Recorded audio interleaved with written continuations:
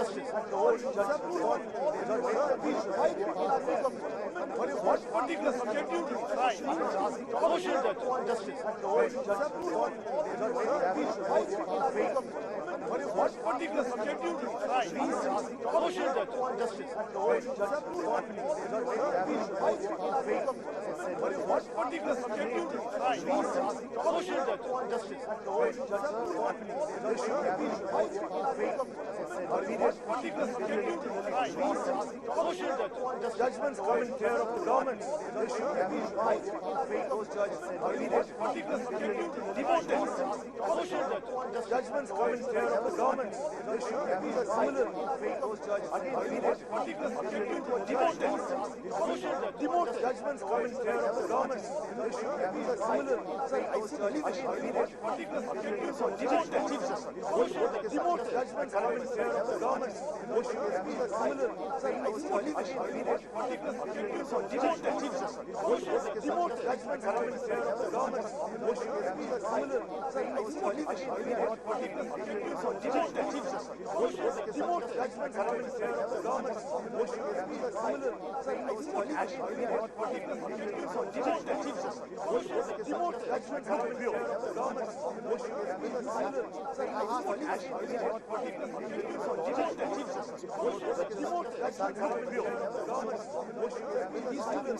Corrected by your government, where a Chief Justice has become a Chief Justice has become a Rajya Sabha member. These mentions are corrected by your government, where a Chief Justice has become a Chief Justice has become a Governor. All these mentions are Loksabha, by your law, should make it very clear, whichever the last post, which is our last governors they have, or you know, if it is the Rajya Sabha, by your law, should make it very clear, whichever the last post, which is our last governors they have, or you know, if it is the Rajya Sabha, by your law, should make it very clear, whichever the last post, which is our last governors they have, do not, by your law, should make it very clear, whichever the last post, which is our last governors they have, do not, by your law, should make it very clear, whichever the last post, which is our last governors they have, do not, by your law, should make it very clear, whichever the last post, Independence of judiciary in this principle in a democratic system of government. The general conclusion is independence of judiciary in this principle in a democratic system of government.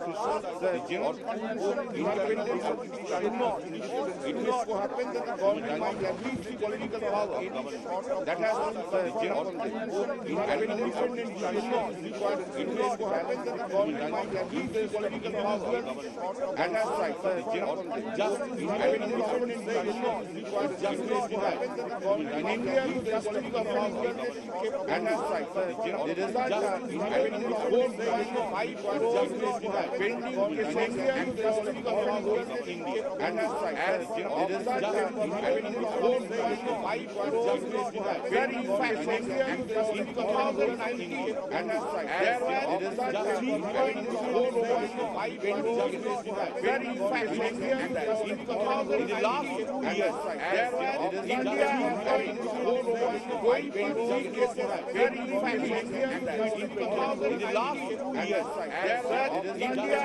defense of 5 cases very fact in the last 2 years in the last 2 years there were India defense of 5 cases very fact in the last 2 years in the last 2 years there were India defense of 5 cases very fact in the last 2020 in the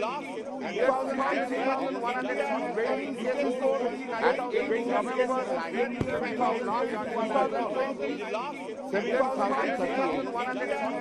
cases and 8 cases very fact in the last 2020 in the last 7,107 cases and 8 cases very fact in the last 5,020 cases suspended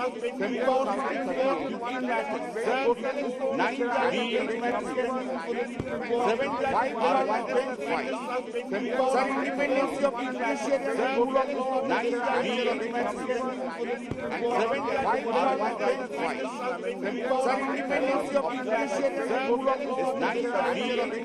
of law, 9 all laws in India, independence of judiciary rule of law, 9 all laws in India,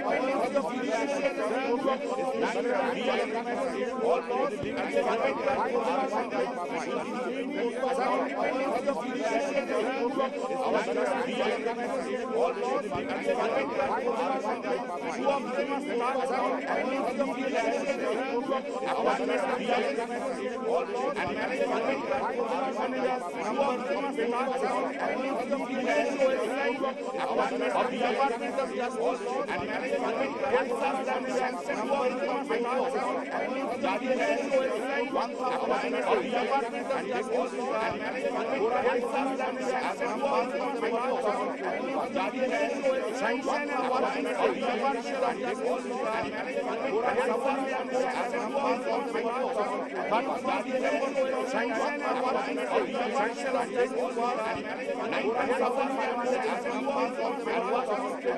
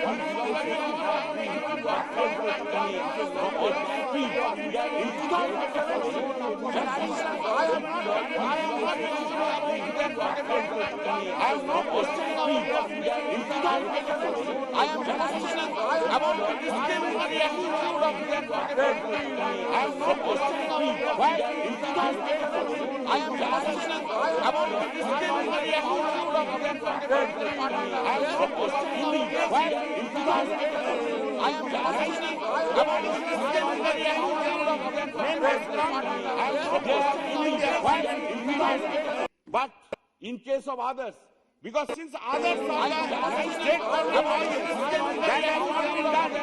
Sir, I tell you, sir, very importantly, one of the judges, I am saying the competency of the judges. One of the judge, yes, I'm not taking the name. One of the judges, he was associated with the Andaman and Nicobar Island administration. He was doing the cases. His case was recommended on 1st September 2021 and it was cleared by the central government on 16 November 2021. See, he is directly associated with the administration of the Andaman and Nicobar Island. I am saying so. Sir, in case of not only our case, Jammu and Kashmir High Court, 2 persons names have been reiterated twice. No. Karnataka High Court, 2 persons' names have been recommended, reiterated. No. Allahabad High Court, 2 persons' names have been recommended. No.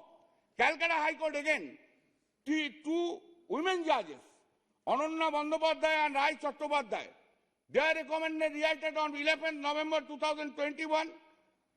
And another gentleman, Subhendu Samanto. The Honorable Chief Justice is saying that we want more women judges in the judiciary. And see, I have given 3 names of the women judges, of women lawyers whose names have been recommended. They have not been implemented. Sir, now I say whether this is a clear violation of the Supreme Court order or not, whether the central government is violating of the order of the Supreme Court which I have referred to by judgment delivered by Justice Bobde, by Chief Justice Bobde. Now, sir, whether it is a violation. Does it come, sir, does it come within the ambit of Article 215 of the Constitution of India or not? Does it come or not? Sir, under Article 144 of the Constitution of India, under Article 144 of the Constitution of India, what it speaks, 144 of the Constitution, all authorities, civil and judicial, in the territory of India shall act in aid of the Supreme Court. Is the central government is doing that? Is the central government is not violating Article 144? Is the central government is not creating a discrimination? Is the central government is not violating the right are protected under Article 14 of the Constitution, which speaks about the equality before the law? Sir, that is the reason I have said that there is a total violation. That's the already Mr. Tharoor has quoted, but I am quoting that when the constitutional machineries, these are the constitutional authorities, in flagrant violation of the constitutional laws, in flagrant violations of the all statute, in flagrant violations of the all norms, they act, they don't appoint. They don't appoint the persons whose face is not liked by them. Only the faces, they are being appointed. Similarly, sir, Justice Dr. Ambedkar said that is the reason. No matter how good our constitution may be, if constitution is good and those implementing are good, everything will be well.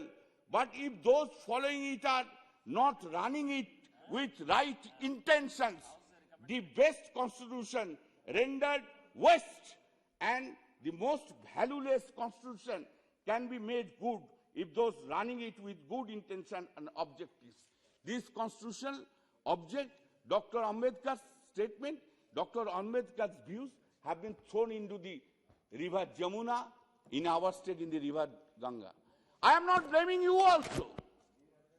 I am not blaming you also, the central government. I am blaming. You have given an answer to my question, which I have got it yesterday. There are pending cases that the high courts are not sending, the collegium are not sending. Sir, collegium is an administrative act, as you know, and I have a right to criticize any administrative act. In terms of the judgment of the Chief Justice Bobde's judgment, collegium was required to fill up the vacancies. They have to initiate the proceedings. They have to initiate the process prior to 6 months of a retirement of any vacancy, any judge, any vacancy occurred. What they are doing? All the collegiums in the entire country, all the high courts, what they are doing, what steps they have taken, they are also answerable. It is not they are not answerable. The administrative act of any high court, administrative act of the Supreme Court, they are answerable to the Parliament also. They are answerable. They are not. It's not that case that they are not answerable. Why they are not? Still, I am insisting on that. That why? If the collegium, sir, if a government officer doesn't act, Supreme Court and High Court will thrust him like anything. They will send them to the jail. But if the collegium doesn't act,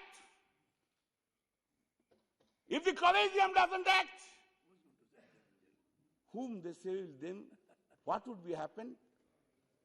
Is it not a mockery of justice now? Is it not the mockery of the things? This is all everyone is responsible for this. They should, today's debate, if it enters into the years, they will, sir, they will do it. They will do it. Sir, I will, no, don't come, please. Appeal, sir, I will say, I know, Mr. Riju, see, the Honorable Minister, sorry, I said Mr. Riju, he is my very good friend of mine, particularly on a particular place, very good of mine, and we exchange our views. No, sir, I am telling, I am just saying, you will tell, I know in your reply you will tell how many appointments have been given. You will tell 8 Supreme Court judges have been appointed. This amount of judges have been appointed which has not been done. But you will never say to this House within last 3 years, including the regime of Mr. Chaudhary, from 2014 to 2019, how many vacancies have been occurred? How many vacancies have been occurred? You will not say that how many vacancies have been occurred. Then we can come, then I should make the record correct. During that time, 2016 to 2019, July, 400 judges were appointed in Supreme Court and High Court. That's right. But how many vacancies? You have not said the vacancies. Vacancies are more than. Mr. Chaudhary, please, tell me. Kalyan ji, it depends upon the recommendation made by the High Court. Just you give the fact. How many High Courts have made the recommendation? I am giving. Vacancies are there in various High Courts. No recommendations. Please. I can give the figures which has been given to me yesterday. By answer, yes. I can give the figures. Therefore, how many vacancies have been occurred? It is not my job to find out the vacancies. It is your job to find out. It is not my job. It is your job to find out. My job is to point out the vacancies are not filled up. This is your job. You must work it out.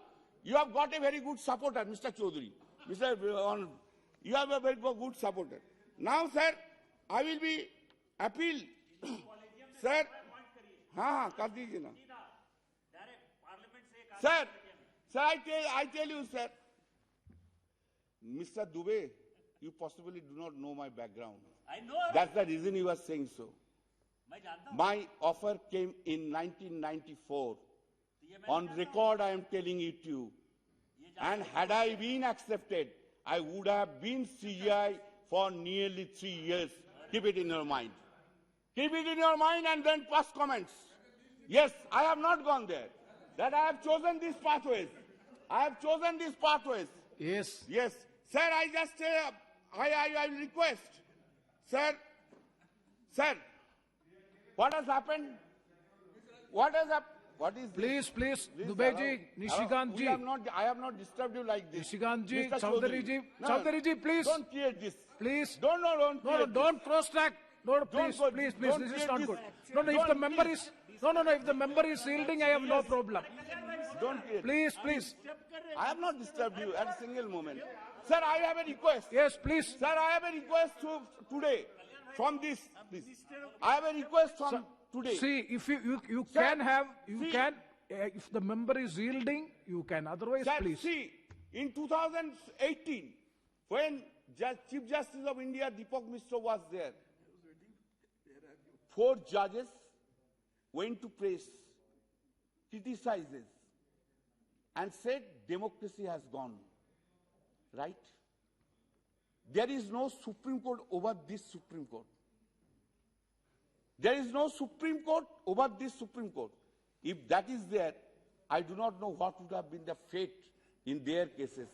On the contrary, the first man who spoke, he became CGI later on, and later on we have seen him in the Rajya Sabha. But sir, with a very painful heart, I am telling to you, I have also completed 40 years of practice, 41. The way Chief Justice Sanjeev Banerjee has been transferred from Madras High Court to Meghalaya, this is not acceptable. This is not acceptable. I know you have not done it. Just, Mr. Viju, I know you have not done it. You have just implemented. But it has been done by the Collegium. Why? He has criticized the Election Commission of India only. If he has then if he has criticized, why the central government did not come forward for the impeachment of that 4 judges who criticized the central government, who has said there is no democracy in the country? Right, very right. Sir, I am telling you. Gogoi Sir, I am telling you. Chief Justice Sanjeev Banerjee is losing nothing. Please kindly allow me to tell. He is not losing nothing. He will remain. But I tell you, I have seen him. He remarks so many matters against our state governments. He is a judge who is a very straight-cut judge. A judge who is a really erudite judge. If we consider today, sir, I am telling you, if we consider today that the last judge of the Supreme Court, Justice Nariman, was not only the great judge of this country, but a jurist of the country, I can tell you, in India, amongst all the judges, Chief Justice Sanjeev Banerjee is the best judge in the Indian High Court. But here you have been transferred to the... I request from this parliament, through you, sir, to the Collegium, reconsider. You are not wasting, Justice Sanjeev Banerjee is not losing anything, but you are really wasting a property of the nation. It is a property of the nation. It has been done. It has been done, that's a very shocking. It is a great shocking, and I will tell that I will request that these things has to be done. Sir, I will be ending with this. Please, do not continue with a contempt of court. Do not continue, do not violate the orders of the court. You are the central government. If you violate, what will be the consequences? You may not like the face. You may not like state government. बोल के आया था ना, इस बार 200 का उपार नहीं तो हुआ, मान लीजिए, मान लीजिए, मान लीजिए। मानना का बात है ये, अभी मानने का बात है। अरे ममता जी करके क्रिटिसिज्म करके कुछ नहीं होगा। ममता जी दिखा दिया, कितना जितना जो आओ, हम देख लेंगे, अकेला देख लेंगे। वो जो फ्यूचर डेज आर कमिंग, हम लोग देख लेंगे। Oh yes, and a very important point I have forgotten to tell. Mr. Tharoor was speaking about that, why there should not be enhancement of retirement of the judges. Bill should be brought. Sir, I tell you, I read in 2012, possibly you are also here. No, he was not. 2012? Okay. Yes, in 2012, the UPA, you are there, no? UPA 2 introduced a bill for enhancement of the retirement of the judges, 62 to 65, 65 to 67. But 62 to 65, High Court, and 65 to 67, Supreme Court, introduced, but not moved, but not discussed, not pressed. Sir, I request you, there is no requirement to increase. What is the requirement? The college constitution has said that a 10 years practice is sufficient, the suitability is depending upon. Now the collegium for 2 years or 3 years, in their own wisdom has said 45, unless 45 years, one cannot be the judge, qualified. This is their own mechanism. Thereby, this country is being deprived of getting good lawyers for becoming a judge. If it gets 40, 41, 42, what happened to Justice Chandrachud, D.Y. Chandrachud, who is sitting? He became judge at the age of 40, 41. What a great judge he is. What is the Chief Justice of Bombay High Court? Justice Dipankar Datta. He was appointed at the age of 40 or 41 years. Great job he is doing. Therefore, kindly decrease. Through you, I will request the collegium. Don't insist on 45. Be flexible. If you get good lawyers at the age of 40, 41, 42, 38, 39, then you make him judge. Chief Justice of Altamas Kabir, who became judge at the age of 38 years. 38 years. And sir, since so many such comments have been passed to me, I got this offer at the age of 37 years. Sir, I am grateful to you. You have given me the chance to speak. And you have. Today you have given this chance. Both you and your predecessor have given me the chances to speak. My agony, my pain, whatever is there, and whatever the grievances are there in my mind, not only as a lawyer, not only as a member of parliament, but also as a citizen of India, I express before you, I express my anguish, I express my pain, I express my sorrow in this matter, in respect of all this.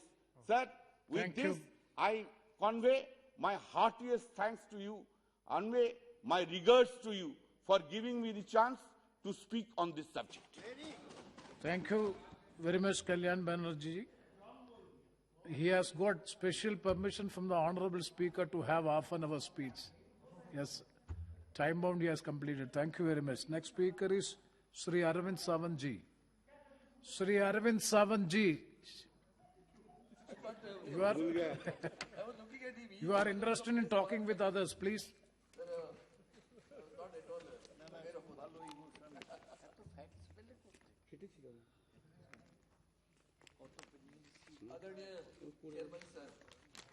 उच्च न्यायालय और उच्चतम न्यायालय न्यायाधीश वेतन और सेवा शर्ती संशोधन विधेयक 221, इसके ऊपर मेरे विचार व्यक्त करने के लिए मैं खड़ा हूं। सभी अंग्रेजी में बोले, मैं जानबूझकर हिंदी में बोलूंगा, क्योंकि देश की भाषा, ऐसा मैं सोचता हूं, संवाद की भाषा। क्योंकि मेरा गरीब आदमी जब कोर्ट में जाता है तो उसे उस राज्य में अपनी भाषा में कोर्ट में बोलना पड़ता है। अब आप कह रहे थे जुडिशियल सिस्टम बनाओ, जुडिशियल तो सर्विस बनाओ, तो जुडिशियल सर्विस में अगर क्या होगा, तो जुडिशियल सर्विस में अगर उसको चेन्नई में काम करना है तो उसे तमिल आना पड़ेगा।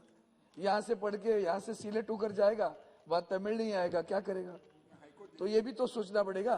तो ये इतनी सोच दे रहा हूं, बाकी कुछ नहीं बोल रहा हूं। तो बस सर, मैं पेंशन की बात आई है, मैं स्वागत करता हूं।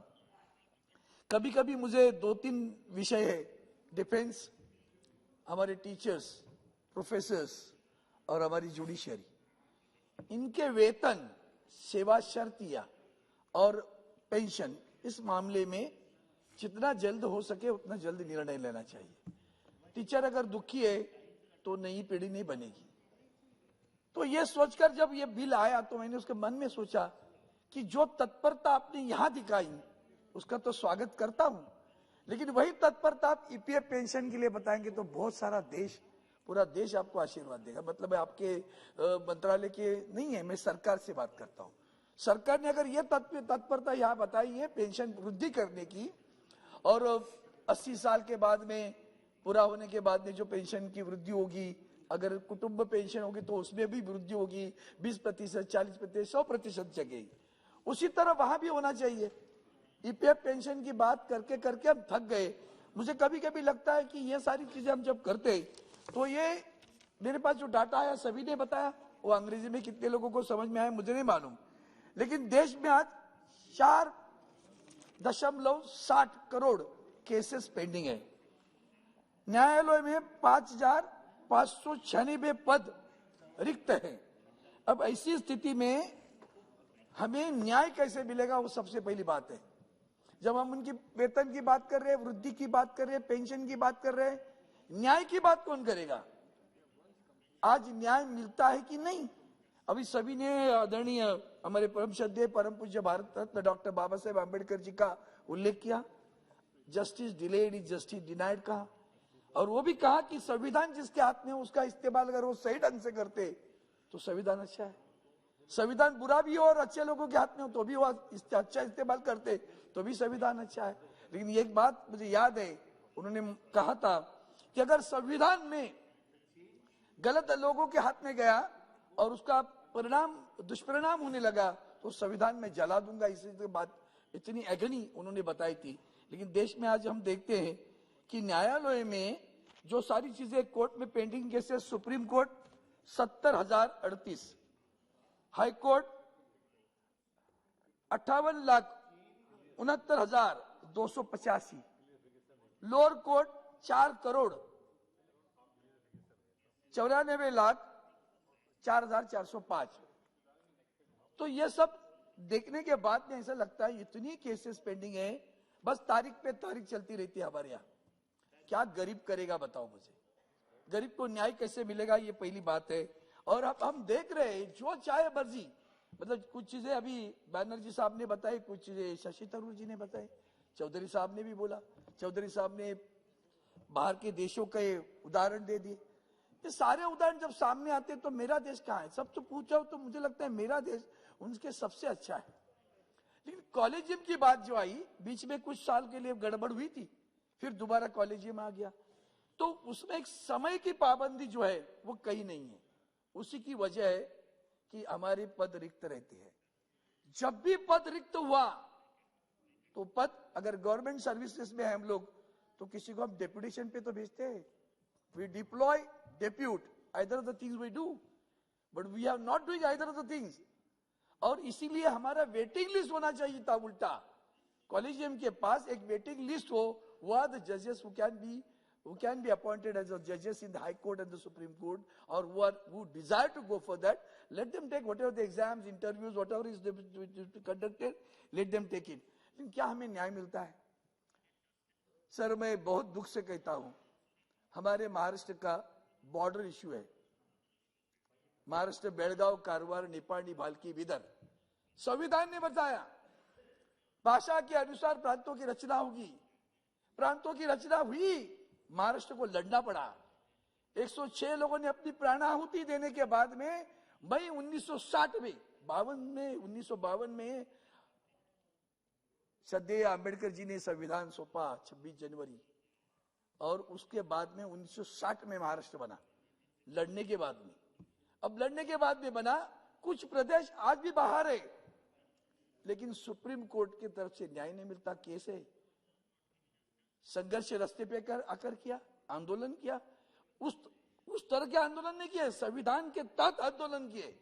सुप्रीम कोर्ट में आए, कितने सालों से केस हमारी पेंडिंग है, किसी को लगता नहीं सदन में, हाँ या ना कहो, कहो तो सही, कुछ भी नहीं कहोगे, चुपचाप बैठोगे और तब तक दूसरे सरकार को जो तुम्हारी है करके उसे जो भी करना है उसे अनुमति मिलती है। विधान सौदा बनाई गई, बेलगांव को उपराजधानी बनाई गई, महाराष्ट्र में बॉम्बे को मुंबई करने में सालों लगे, बेलगांव का बेलगावी करने में कुछ ही समय में बेलगावी हो गया। यही तो दिखता है डिस्पैरिट डिस्क्रिमिनेशन। और जो डिस्क्रिमिनेशन की बात सब कर रहे थे ना, वही डिस्क्रिमिनेशन की बात मैं कर रहा हूं कि अगर हम कानून लाते हैं, डिस्क्रिमिनेशन क्यों है बॉम्बे का मुंबई करने में डिस्क्रिमिनेशन? आज भी मुझे कभी कभी लगता है हम दिल्ली का स्पेलिंग क्यों लिखते हैं दिल्ली का, दिल्ली तो कहते हैं दिल्ली में आया हूं, तो DELHI क्यों लिखते हैं? अंग्रेजों ने गलती की, आज भी हम चालू रखिए, क्यों नहीं सीधा करते उसे? ये जो हमारे ऊपर संस्कार गिरे हैं ना, उससे हम लोग आज भी बाहर नहीं आ रहे हैं। वो न्याय आज तक नहीं मिला। आपने देखा होगा हाल ही में एक नई केस हुई, हमने महाराष्ट्र में सरकार अलग बनी, सरकार जैसे अलग बनी, पिछले 2 सालों में हमने जुडिशरी का जो अनुभव ले रहे हैं और खास करके देश की जो संस्थाएं हैं, बड़ी संस्था है जिसका एक देश को गर्व होता है, CBI हो, ED हो, नारकोटिक्स हो, इनकम टैक्स हो, ये सभी संस्थाएं वहां बैठी है, उनको जुडिशरी पावर है। ED तो क्या जो मर्जी आए इसको अंदर डाल देगी, चलो डालो, कौन पूछेगा उसको? कहाँ है न्याय? उसका न्याय किधर है? 70 दिन, 40 दिन अंदर रखने के बाद कोर्ट में आने के बाद कहता है कोर्ट, इस केस में तो कुछ दम नहीं था, तो 35 दिन अंदर क्यों रखा, 40 दिन अंदर क्यों रखा? तो उसके ऊपर क्या कार्रवाई होने वाली है जिसने उसे अंदर रखा? जब तुम्हारे पास कोई प्रूफ नहीं था फिर भी उसको अंदर रखा। ये जो विंडिक्टिवनेस चल रहा है ना, उसी से विश्वास उड़ जाता है जुडिशरी पर। और सबसे बड़ी गंभीरता मेरे लिए बात है, इस देश में जिस दिन जुडिशरी पर विश्वास उड़ेगा तो देश की जनतंत्र को, लोकतंत्र को ठेस पहुंचने वाली है। हम कहते हैं parliament, executive, and then we say judiciary, fourth is the media. ये 4 स्तंभ है जनतंत्र के। आज आप विश्वास से कहो, ये 4 स्तंभ ताकत से खड़े हैं, या पार्लियामेंट ताकत से खड़ी है, जुडिशरी एग्जीक्यूटिव खड़े हैं। His master's voice are there in executives. His master's voice are there in judiciary too. That is what is really offending. बहुत लोगों को डर लग रहा है। अपॉइंटमेंट किसकी होती है? आप अगर चर्चा करो किसी में तो कहेंगे भाई ये इनके एफिलिएटेड लोग हैं। किसी भी क्षेत्र में जाइए आप, हर एक जगह जो चेयरमैन है बोर्ड के हो या किसी भी, तो आपको लगेगा they are affiliated to some thinking, किसी थॉट से जुड़े हुए लोग हैं, वही अपॉइंट हो रहे हैं, बाकी लोग अपॉइंट नहीं होते। ये लोगों के मन में शंका आना भी सरकार के लिए अच्छा नहीं। सबका साथ, सबका विकास, सबका विश्वास, अंडरलाइन दिस वर्ड, सबका विश्वास। Are we getting that? तो यही नहीं हो रहा है सर। इसलिए मैं कहता हूं कि जैसे हमारे मुंबई में एक पुलिस आयुक्त गायब हुआ, commissioner of the police is astounding. अब ये कितनी बड़ी गंभीर बात है कि वही गायब है, उसी ने इल्जाम लगाए, वो खुद गायब।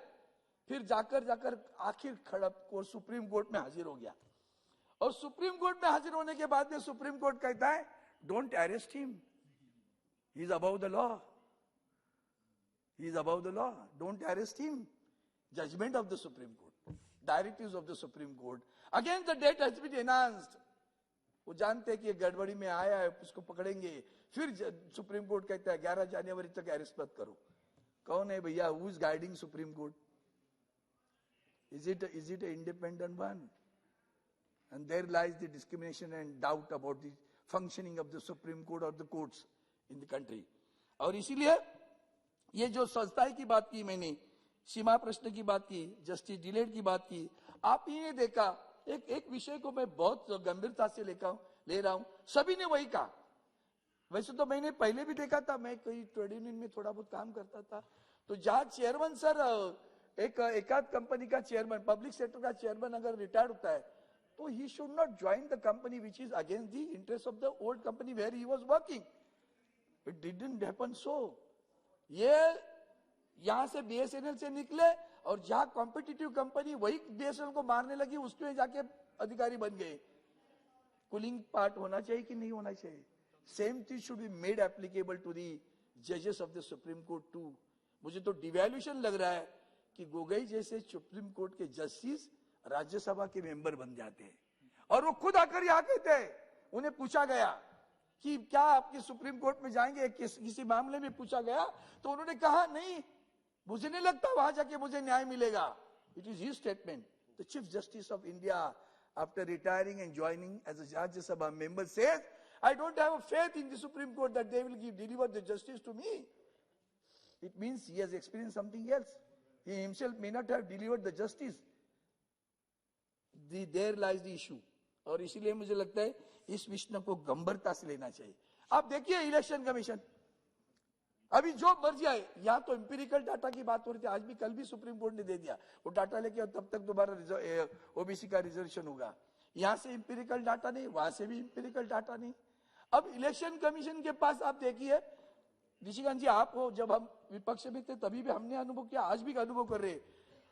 चेयरमैन सर, कितनी केसेस इलेक्शन की कोर्ट में जाती हैं और झूठे जात का प्रमाण पत्र, झूठे मतलब हिसाब ज्यादा हुआ, खर्चा ज्यादा किया, excessive expenditure, it is been said by the officer itself. Returning officer is saying this man is Arvind Sawant has crossed the limit of the expenditure and he should be expelled.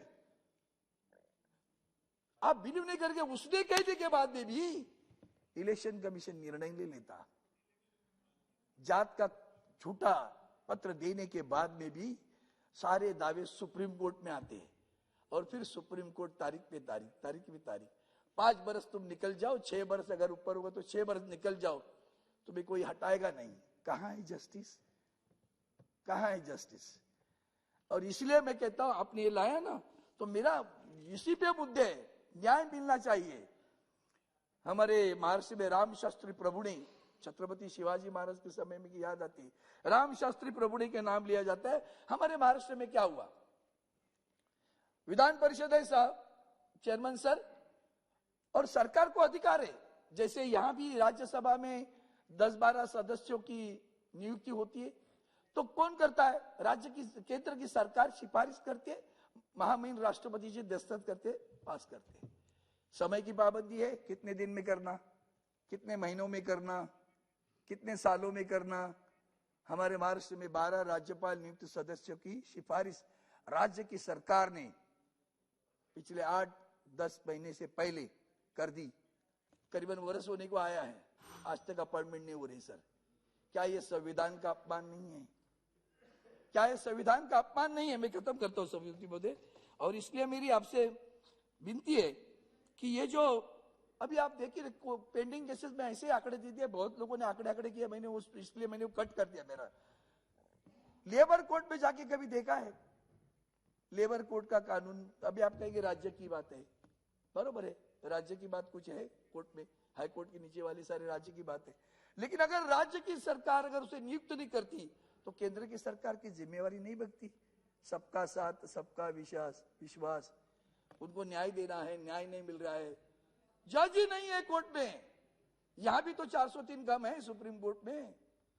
तो मेरी आपसे प्रार्थना है, इस bill को तो support करता हूं, लेकिन यही संवेदना ईपीएफ पेंशन के लिए जताओ, क्योंकि आगे चलकर अभी जो नए रिक्रूट होंगे यहाँ भी पार्लियामेंट में 2004 साल के बाद भी जो रिक्रूट होने वाले सरकार में, उन्हें गवर्नमेंट पेंशन नहीं है। वहां भी सुप्रीम कोर्ट ने निर्णय दे दिया। सर एक सेकंड सर, सुप्रीम कोर्ट ने निर्णय दे दिया, उसका अमल आज भी नहीं हो रहा है। काहे की बात है? इसलिए मैं इस बिल को सपोर्ट तो करता हूं, पर कहता हूं यही संवेदना हर जगह आप दिखाएंगे तो बहुत अच्छा होगा, सरकार के लिए भी, जनता के लिए। धन्यवाद सर। Thank you. Next speaker Shrimati Geeta Vishwanath. Thank you, sir. Thank you for giving me this opportunity. At the outset, I appreciate the efforts of the government to improve the salaries and conditions of service of judges of the higher judiciary. A salary hike of those sitting at the helm of our justice delivery system is a welcome move, and I support this. Sir, at the same time, we must also reflect on the many reforms that are of our judiciary needs urgently. Sir, in this regard, on behalf of ISRCP party, I have a few suggestions to make. Particularly, many issues are mentioned by honorable members regarding collegium, regarding pending cases in the all-level court, sir. I will not touch that points also. Just as a people representative, as a woman, as a lawyer, particularly first I also, regarding the under-representation of women in higher judiciary. Currently, the Supreme Court has just 4 women judges, where the High Court have about 81 women judges. 5 of the High Court have no women judges at all. Overall, the representation of women in the Supreme Court and High Court is just 9% and 11% respectively. Given the women constitute 50% of our population, there is a need to provide women with equal representation on the benches of our judiciary. Sir, Chairman, sir, providing recognition to weaker sections and minorities in the higher judiciary. Apart from the lack of gender diversity, there also persists of glaring lack of social diversity. In the period of between 1950 and 1990, close to 50% of judges at the Supreme Court were from forward castes. The total number of SCs and STs in the Supreme Court never crossed 10% in this period. The situation has not improved much since then. It is shocking to know that since the formation of Supreme Court, there have been only 5 judges and only 1 ST judge and 5 SC judges only. Sir, the situation is no better in the High Courts. As per the 2016 report of the National Commission for Scheduled Castes in 2011, there were only 24 judges belongs to SC and ST against the total judges of 850 in all the High Courts. 14 out of these High Courts did not have a single SC/ST judge. Sir, I urge upon the government to take necessary steps to promote higher representation of women and minority groups in our higher judiciary by introducing appropriate reservation policy.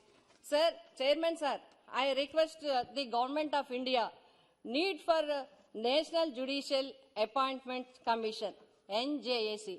Many honorable members have quoted many cases, sir. I will not quote here, but I quote the late Sri Arun Jaitley said.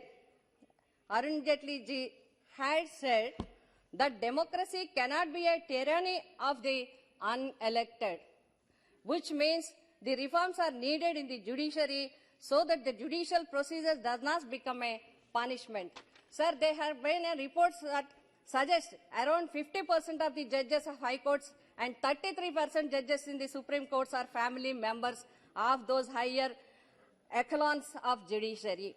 Sir, there is a strong need to replace the collegium system with a system similar to the National Judicial Appointment Commission, whereby the members outside of the judiciary are also included in the process of making judicial appointment. This will ensure greater transparency and diversity in the selection of process. Chairman, sir, establishment of regional benches is more required. Establishment of regional benches of Supreme Court to ensure the Supreme Court is accessible by persons from all corners of the country. It is important that it is unitary character be a decentralized to establishment of permanent regional benches. The regional benches can handle the appellate matters, whereas the main bench can handle the constitutional matters, thereby leading a better division of functions and higher productivity of the FX court. Sir, this proposal has time and time again been anchored by the Law Commission of India as well as the Parliamentary Standing Committee of Personal Public Grievance, Law and Justice. Sir, hence I urge the government to consider establishing 4 permanent regional benches of the Supreme Court, East, West, North and South, which will make justice delivery faster and more efficient. Sir, finally, I request to the government need for all India judicial services. Sir, our subordinate judiciary suffers from many defects, including inefficiency, structural issues such as varying pay across states, pending vacancies, and lack of standard training across the states. To remedy these constant demands have been made for the establishment of All India Judicial Service along the lines of central civil services. The centralized recruitment of judges at the level of district judges in all states has been proposed by Law Commission. Sir, further, I request for standing committee on proposal of public grievance, law and justice. I urge upon the government to take necessary steps for setting up all India services, which will ensure uniformity of the functioning of lower judiciary across the state. With this suggestion, I conclude, sir. Thank you so much. Thank you, Geeta ji. Next speaker, Sri Mahabali Singh ji.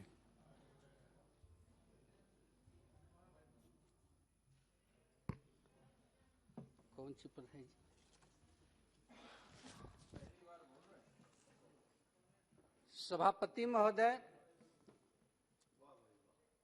उच्च न्यायालय और उच्चतम न्यायालय न्यायाधीश वेतन सेवा शर्त संशोधन विधेयक जो सदन में रखा गया है, निश्चित तौर पर महोदय इसमें न्यायाधीश लोगों की वेतन उम्र के हिसाब से समय के अनुसार से होना चाहिए और सेवानिवृत्ति के पश्चात उनके न्यायाधीश के मृत्यु के उपरांत उनके कुटुंबों को भी पेंशन का हकदार होना चाहिए और उनको मिलना चाहिए। लेकिन महोदय, इसमें एक बात जरूर ध्यान रखना होगा, क्योंकि हम लोग देखा करते हैं कि कोई भी न्यायाधीश या जज वो सेवानिवृत्ति ले लेते हैं तो उसके बाद किसी न किसी संस्था में उनको गठित कर लिया जाता है, किसी न किसी पद पर उनको बहाल कर दिया जाता है। तो जिस तरह से सांसद और विधायक हारने के बाद जो उनको पेंशन मिलता है, तो एक ही जगह से अगर वो किसी संस्था में वो चले जाते हैं तो पेंशन के हकदार नहीं होते हैं। उसी तरह से जज भी अगर किसी संस्था में कहीं से अगर उनको वेतन मिलता है तो वो भी पेंशन के हकदार नहीं होना चाहिए मेरे समझ से। तो इसको भी इसमें देखना होगा महोदय। लेकिन अभी जो सदन में महोदय जो हमारे माननीय सदस्यों ने जो चर्चा अभी किया है, तो हर माननीय सदस्यों ने इस कोलोजियम जो प्रणाली है, जो व्यवस्था है मेरे सुप्रीम कोर्ट और हाई कोर्ट की, सभी लोगों ने उस व्यवस्था पर कहीं से न कहीं से टिप्पणी निश्चित तौर पर उसने किया है। आखिर इस व्यवस्था पर देश के कई सामाजिक संगठन हों, चाहे राजनीतिक संगठन हों, चाहे हाई कोर्ट या सुप्रीम कोर्ट को कई जजों ने भी रिटायरमेंट के बाद इस व्यवस्था पर सवाल उठाने का काम किया है। हम लोगों ने महोदय देखा है इसको।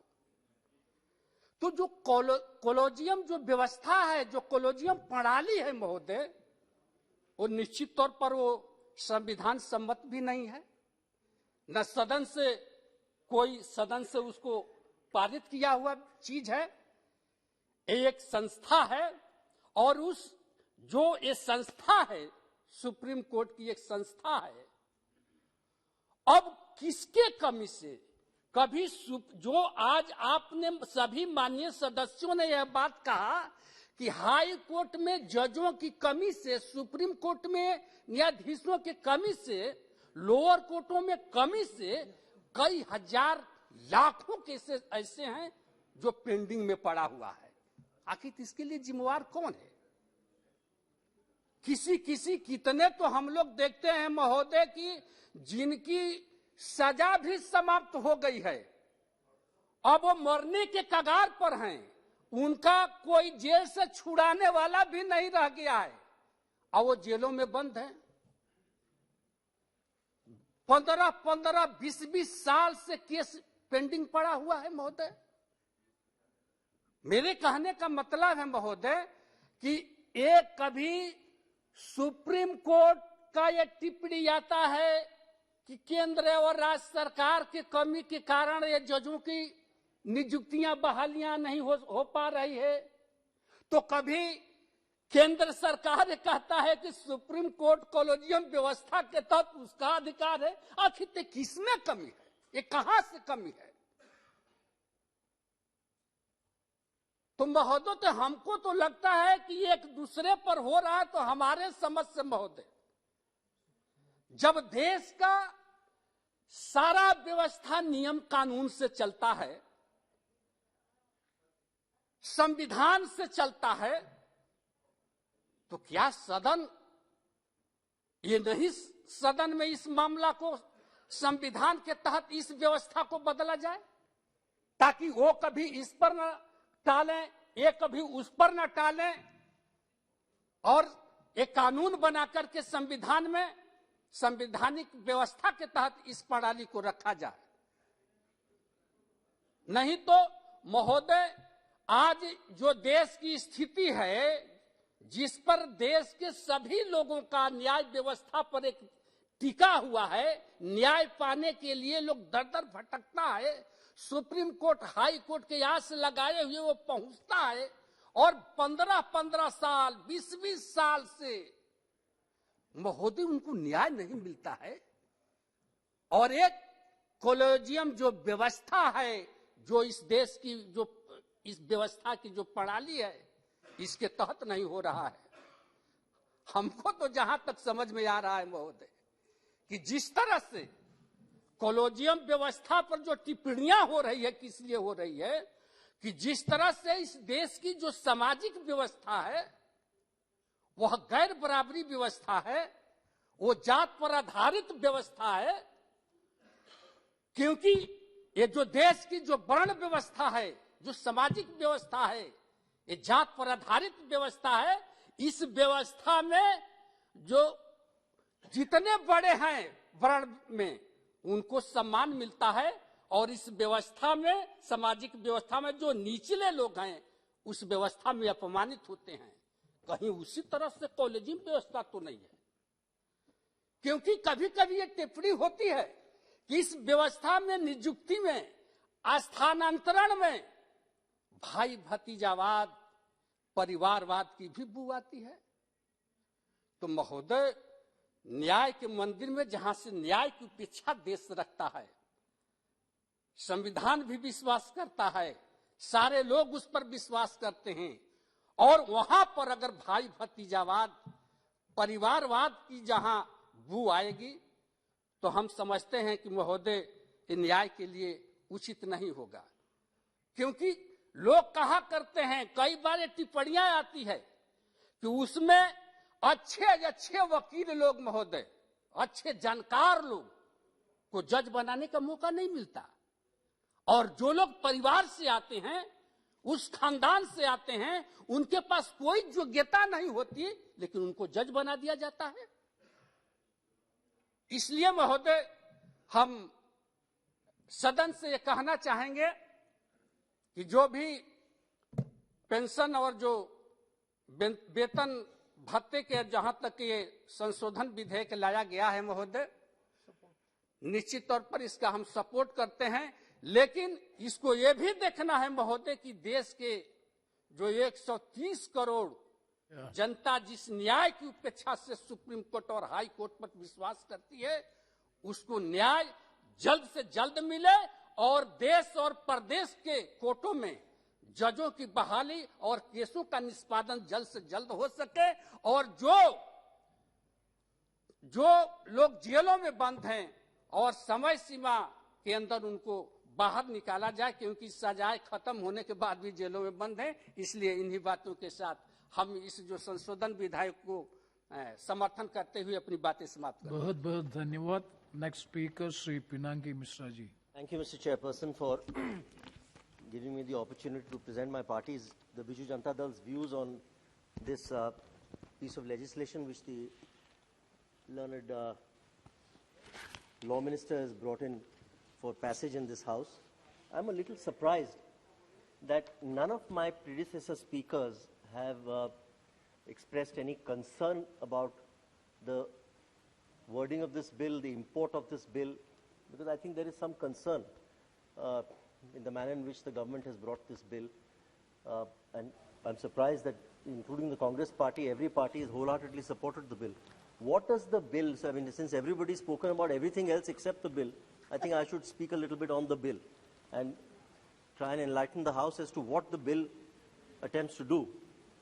The government, in its wisdom, had brought about an amendment both in the Supreme Court Judges Salaries Act as well as the High Court Judges Salaries Act to insert Section 16B in the Supreme Court Act and Section 17B in the High Court Judges Act to basically cater to aging judges, judges who reach the age of 80, 85, 90, 95, or after their death, their families.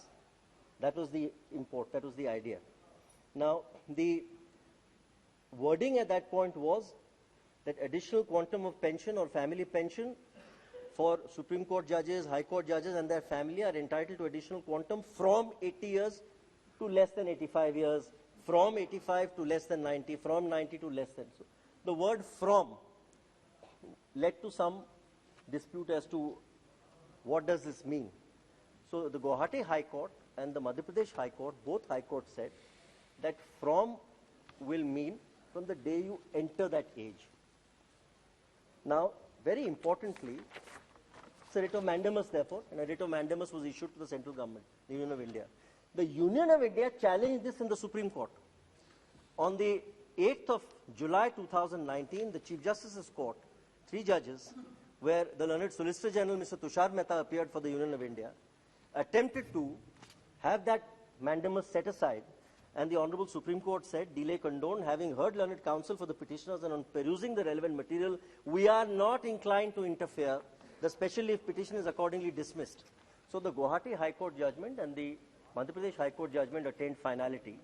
And now what does the government want? The government wants to bring a validating act to ensure that Parliament now nullifies the Guwahati High Court and the Madhya Pradesh High Court judgments. That's what that's what the Law Minister wants us to do. I'm not able to persuade myself to vote in favor of such an action, with the greatest respect. The matter has not gone to the Supreme Court? No.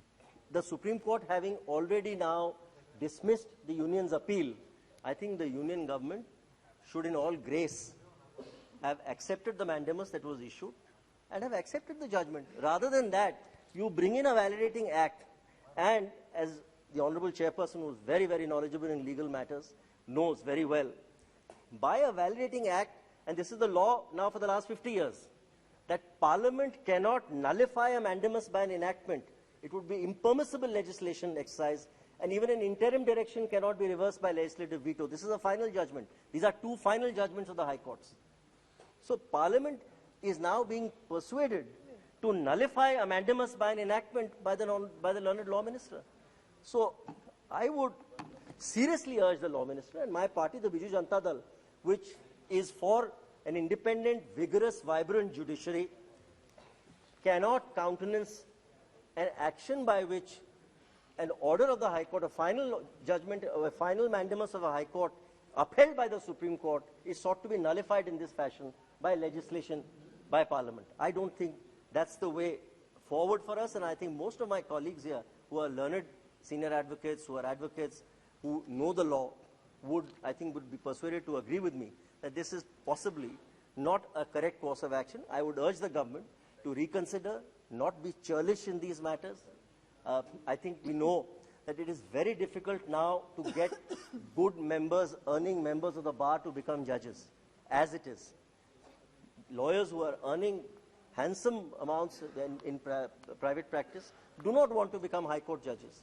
So you are, in fact, now, what is the signal you are sending out?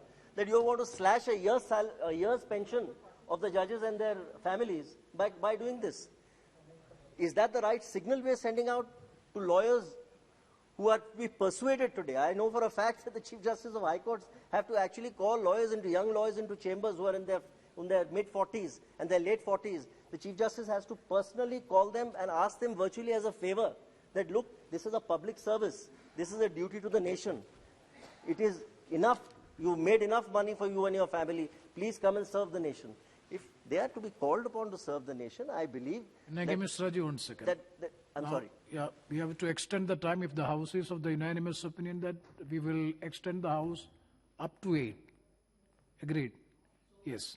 Therefore, Mr. Chairman, I would urge the government very seriously that this ought to be relooked at. Particularly, we have a new law minister today, and I'm happy to say that he has sent out all the right signals so far. The fact that 9 judges were appointed to the Supreme Court in one go and very quickly after the collegium had recommended those names sends out a very good signal. 3 of them are lady judges. We have now been fortunate that hopefully we will have the first woman Chief Justice of India when many other countries in the world have had women Chief Justices. So congratulations are in order for the Law Minister. There has been a very bad stalemate. Not a single Supreme Court judge could be appointed through all of 2020. And that's a very sad state of affairs and the manner in which the collegium has functioned. I'm one with my colleagues who have said that the collegium system has many fault lines. But then again, I want to request the Law Minister, why doesn't this House, which passed the last NJAC, the National Judicial Appointment Commission, unanimously, this House, the Rajya Sabha, accepting, God bless his soul, Mr. Ram Jethmalani, who in his wisdom was always a dissenter, except Mr. Jethmalani, everybody else, 750 odd MPs voted for the NJAC. I believe, and I think the Law Minister will agree with me, many of my colleagues will agree, 20 state legislative assemblies. The Supreme Court would have actually upheld it, but for a little tweaking. We know what happened in the Supreme Court. If the government had not dug its heels in and gone hell for leather in the Supreme Court, if they had been a little more accommodating, I think the Supreme Court would have upheld this legislation. But even today, there is no harm in us going back to the going back with a fresh piece of legislation, with a fresh NJAC, in order to cure 1 or 2 of the defects which the Supreme Court felt, and it's all well known what had happened with the NJAC, why it was struck down, 4:1. I think the government, in its wisdom, should bring a fresh piece of legislation today, which will be passed. 2 other issues, and I think the Law Minister is mindful of this. We have, fortunately today, a Chief Justice of India who's truly willing to take all stakeholders on board. He's willing to take all the players on board. He's going in for very wide consultation, and he and the Law Minister are in perfect sync with each other. So therefore, this is the right time, I believe, that the whole problem that this nation has of vacancy of judges, and your answer to the Rajya Sabha the other day, Mr. Law Minister, was alarming, that there are 406 High Court judgeships today which are vacant. I mean, that is an astonishing number. It's almost a 40% vacancy. How can this country survive on 40% vacancy when there are 56.42 lakh areas in the High Courts? And we are on 40% vacancy. I mean, somebody is answerable for this. And I think somebody as young and dynamic as you must persuade the judiciary to set aside their differences and push names, and names which are already, I don't know how many names are pending with the government. I believe more than 100 names are pending with the government. I don't want to go into individual names. Many of my colleagues in Parliament today have mentioned individual names. I don't believe judges by individual names should be mentioned on the floor of the House. That's probably not the correct course of action. But please, for God's sake, try and clear, regardless of what your personal anxieties sometimes are in these matters of X, Y, and Z. Try and clear as many names as you can as quickly as possible, because 56.42 lakh High Court cases, areas, and there are, it's an astonishing number, there are 4 crore cases in the lower courts. We are supposed to, the other distinction that we have vis-a-vis China is that we are a nation governed by the rule of law. That's why we say India is an attractive destination, because there is a rule of law here that obtains. What is the rule of law if there are going to be 4 crore cases in the trial courts and 56.7 lakh cases in the High Courts and almost 70,000 cases in the Supreme Court? So therefore, Mr. Law Minister, you have to proactively push for vacancies in the High Courts and the Supreme Courts now to be filled up. The other thing I have to tell you, and I've been saying this from 1996, the last point, Mr. Chairman, that the age of judges must be at par. My friend, the late Mr. Arun Jaitley, when he was in opposition, and of course he did nothing when he was in power, But when he was in opposition, he said the right thing. He said, why don't the judges' ages all become 67? The Supreme Court and High Court make their age 67, but then don't have post-retirement sinecures. Let the judges elect. If they wish to serve on a tribunal, if they wish to serve on any other institution, then let them elect. Let them go and serve there, but up to the age of 67. So make it at par. Plus, you will then truly, because the High Court is a constitutional court under our system. The High Courts today, unfortunately, because as Justice Sri Krishna very trenchantly said, that most Chief Justices and senior judges of High Courts are looking northwards, towards the Supreme Court. So therefore, that is a very sad state of affairs. You are reducing constitutional courts, therefore, to subservient courts, which are constantly looking for approval to the Supreme Court. Therefore, have all judges retire at 67. Let judges then ensure that they elect whichever position they wish to serve on. If they wish to serve in the High Court or the Supreme Court or a tribunal or any other institution, then they should be allowed to do so, but they let them elect. So I would therefore, on these terms, I would urge the Law Minister to firstly kindly reconsider this piece of legislation, because I find this legislation is clearly probably absolutely unconstitutional between you and me. I really don't believe that this Parliament has the jurisdiction to pass this piece of legislation as a validating legislation, because the Supreme Court having rejected your SLPs, there is no way that Parliament should be party to this. Thank you very much, Mr. Chairman, for having given me the opportunity. Thank you, Pinaki Mishra, for the brilliant speech. Thank you very much. Next is Sri Shyam Singh Yadav ji.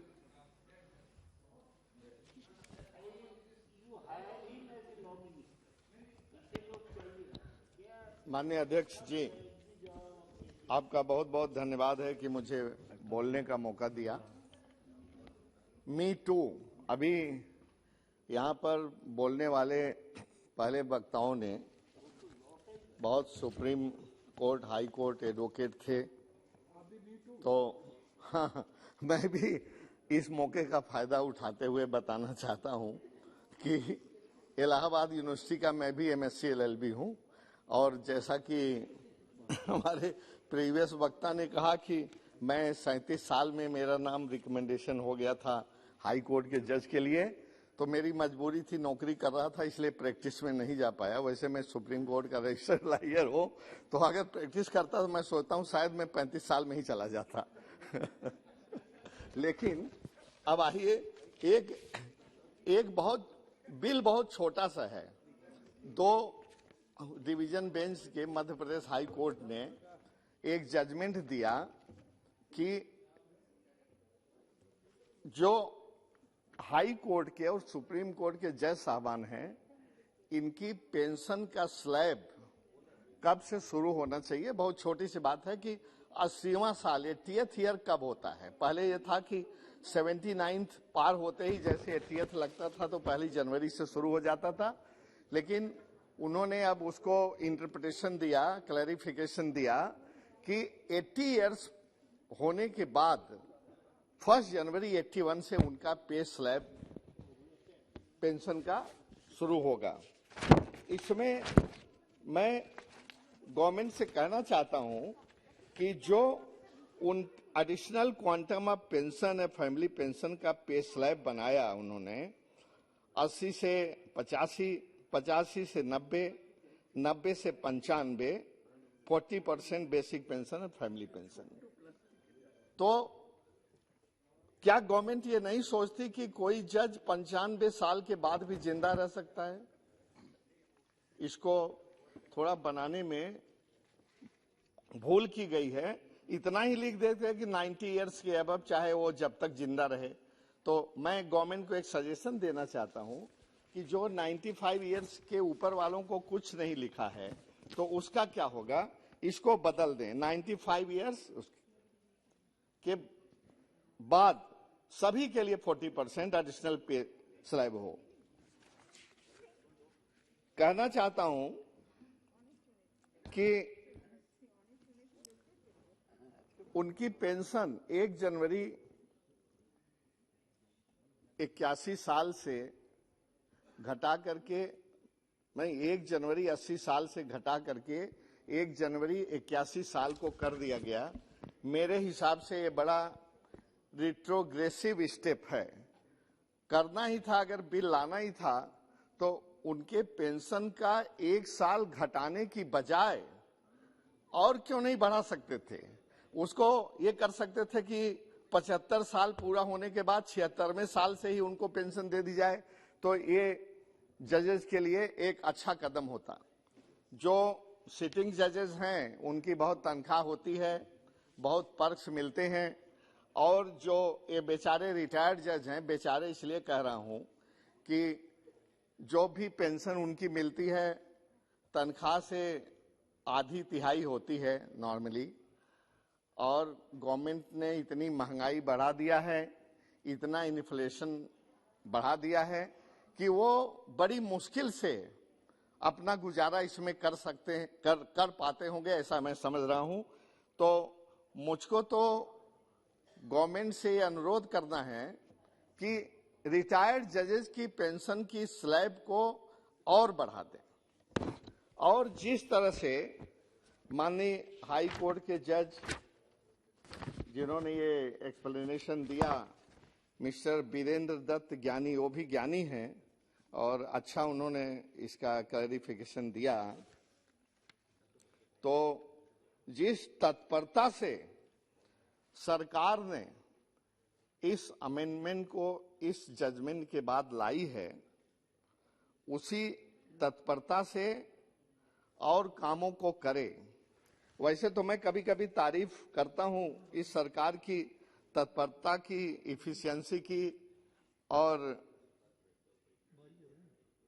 कि चाहे police हो, चाहे ED हो, चाहे CBI हो, चाहे income tax हो, narcotics हो, कोई भी विभाग हो, जिस तरह से इन्होंने उसको जकड़ रखा है, उनको नचाती है, उनको घुमाती है, उनको अपने हक में यूज करती है। मैं 1-2 उदाहरण आपको दूं कि पहले कांग्रेस सरकार भी यही काम किया करती थी, लेकिन जब कोई बात होती थी विरोधियों को तो थोड़ा इंतजार करके करती थी, महीना, 2 महीना, 3 महीना।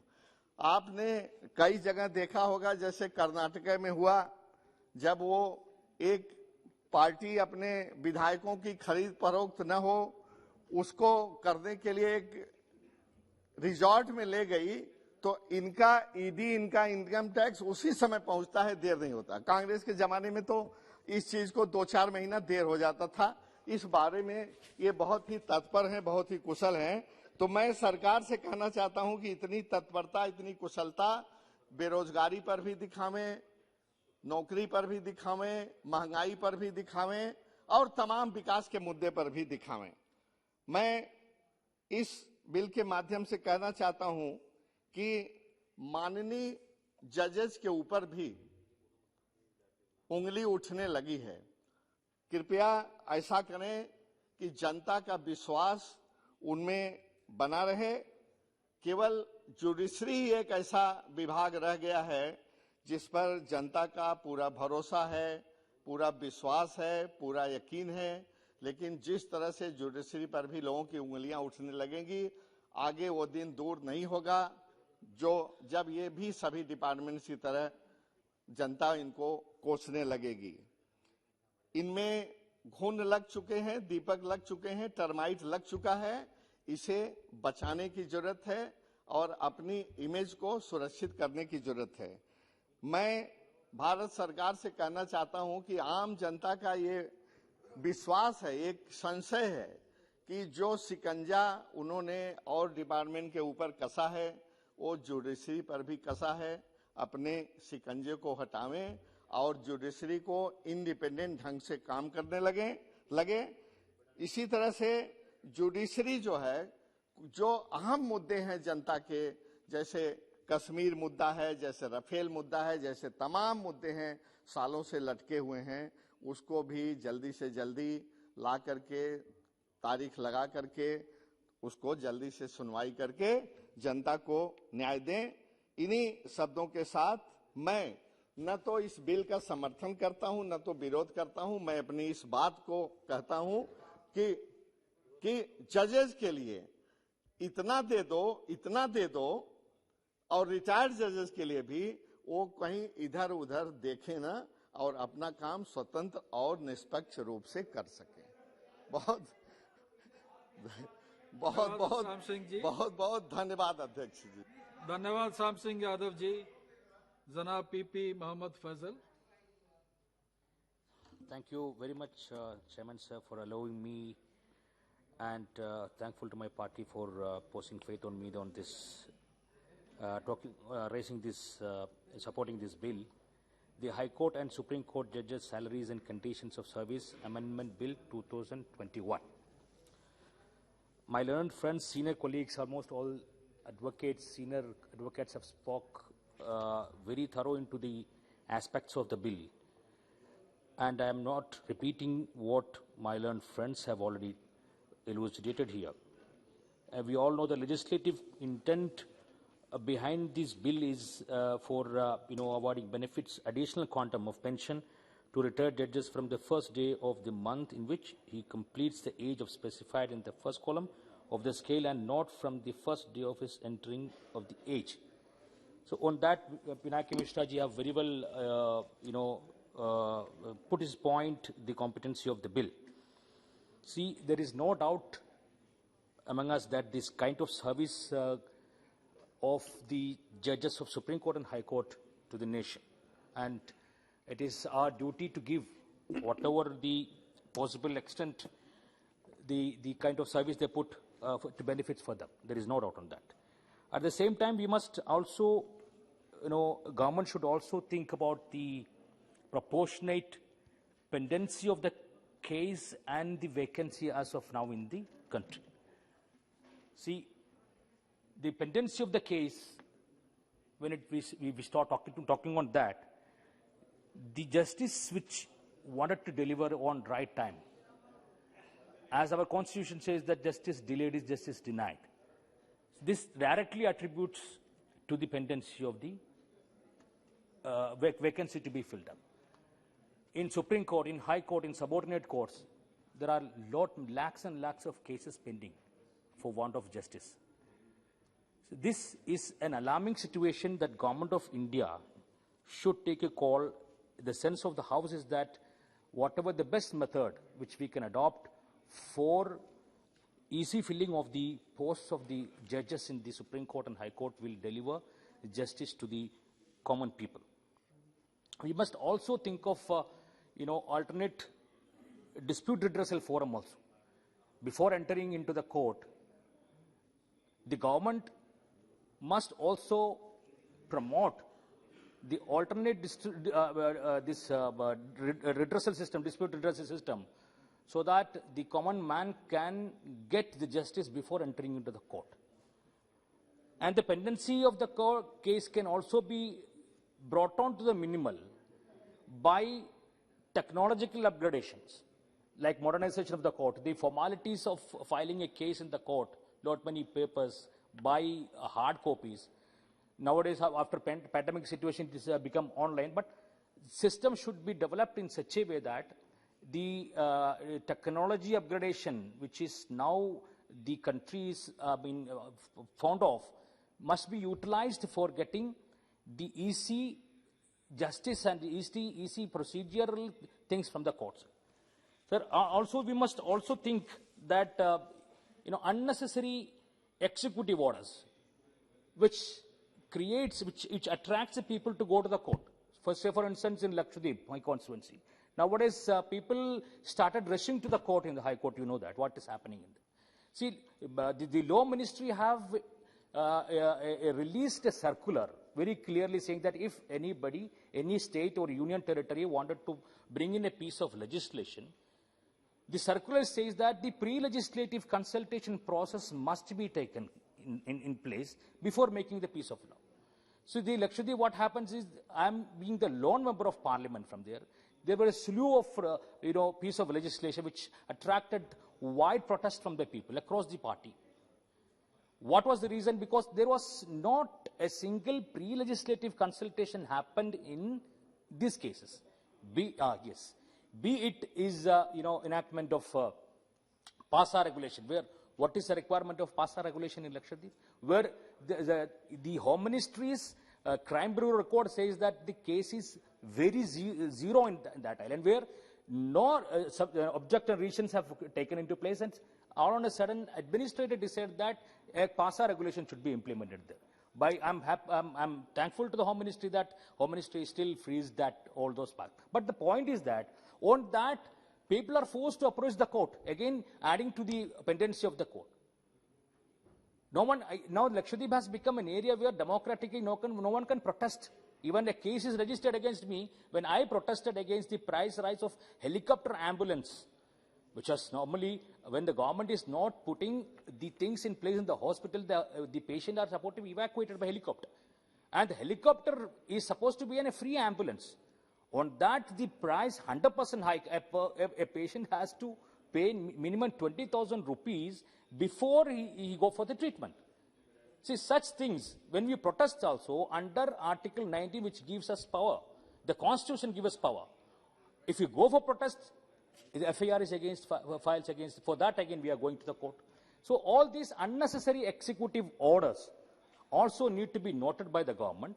And there was attempt from the Lakshadweep administration, precisely when this present administrator took charge, to change the jurisdiction of the court of High Court of Kerala. Article 19 gives you the right. Right, yes.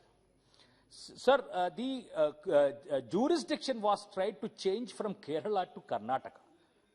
You know that the most populous language, the people of Lakshadweep, the language we spoke is Malayalam. And the conduct of court proceedings will be easy for us in Kerala. And thinking that the previous government, and the name of the court is that the Honorable High Court of Kerala and Lakshadweep. And an attempt was tried to change the court from Kerala to Karnataka. And Honorable Law Minister have got a start question on that. He has to answer for that. There was not such, but because of the protest, it was dropped.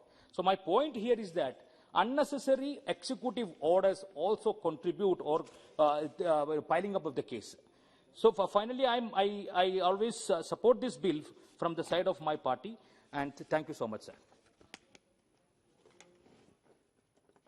Thank you. Now, Mr. Suresh.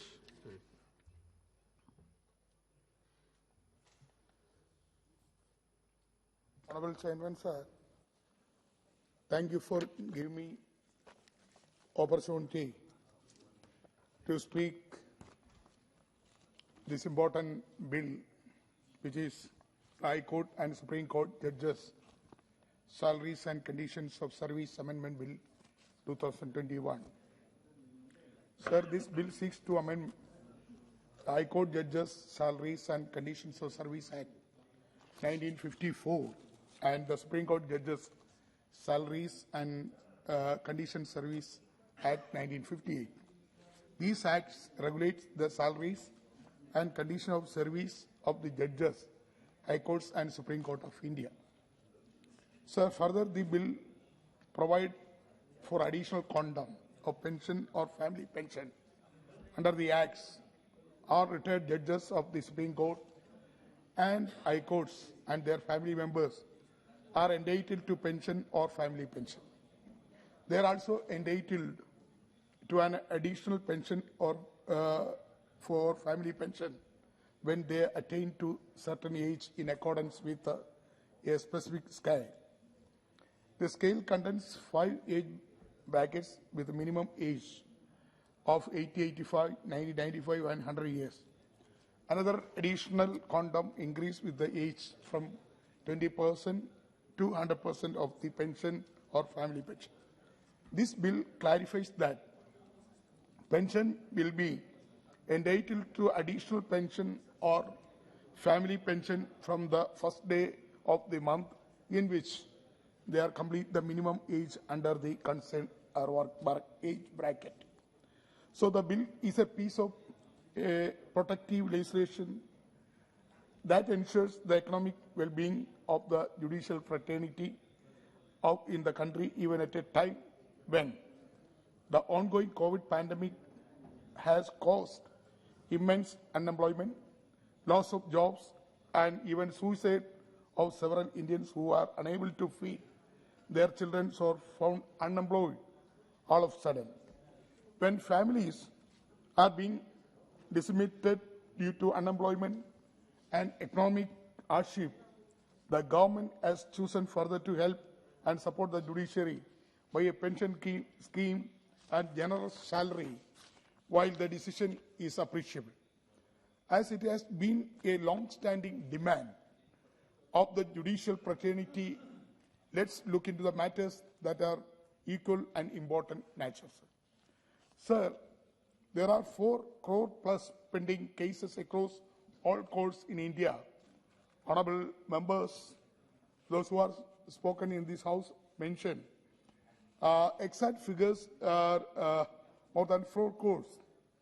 As figures further reveal that cases that are more than 3 to 5 years old form the largest number of cases that are pending. I would like to quote former Chief Justice Markandeya Kadju, who stated 2019 that even if no cases were added, it would be taken at least 300 years to dispose of the entire backlog of the case. Who is the most affected party in such backlog, sir?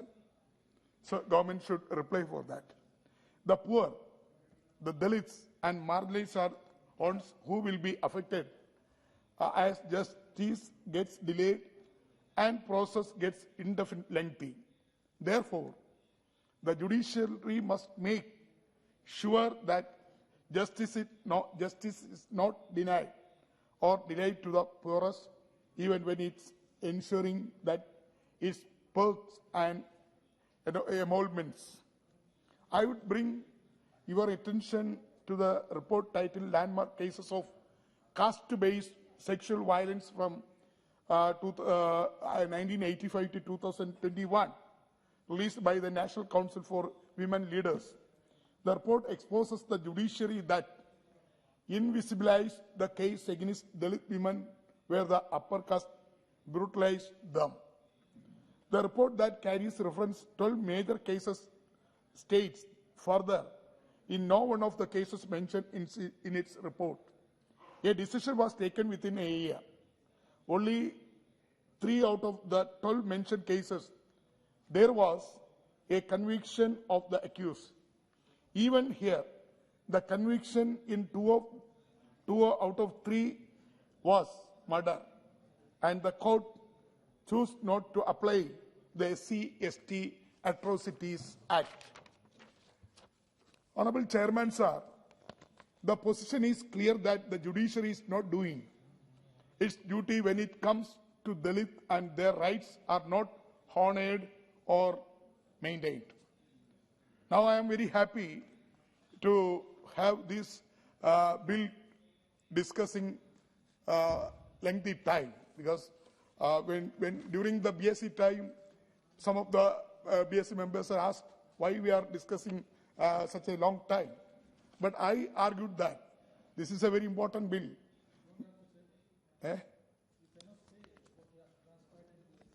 Yeah, but there is a suggestion. Yeah. So why I widely referred. Yeah, because okay, of course, this bill is the salary related, pension related.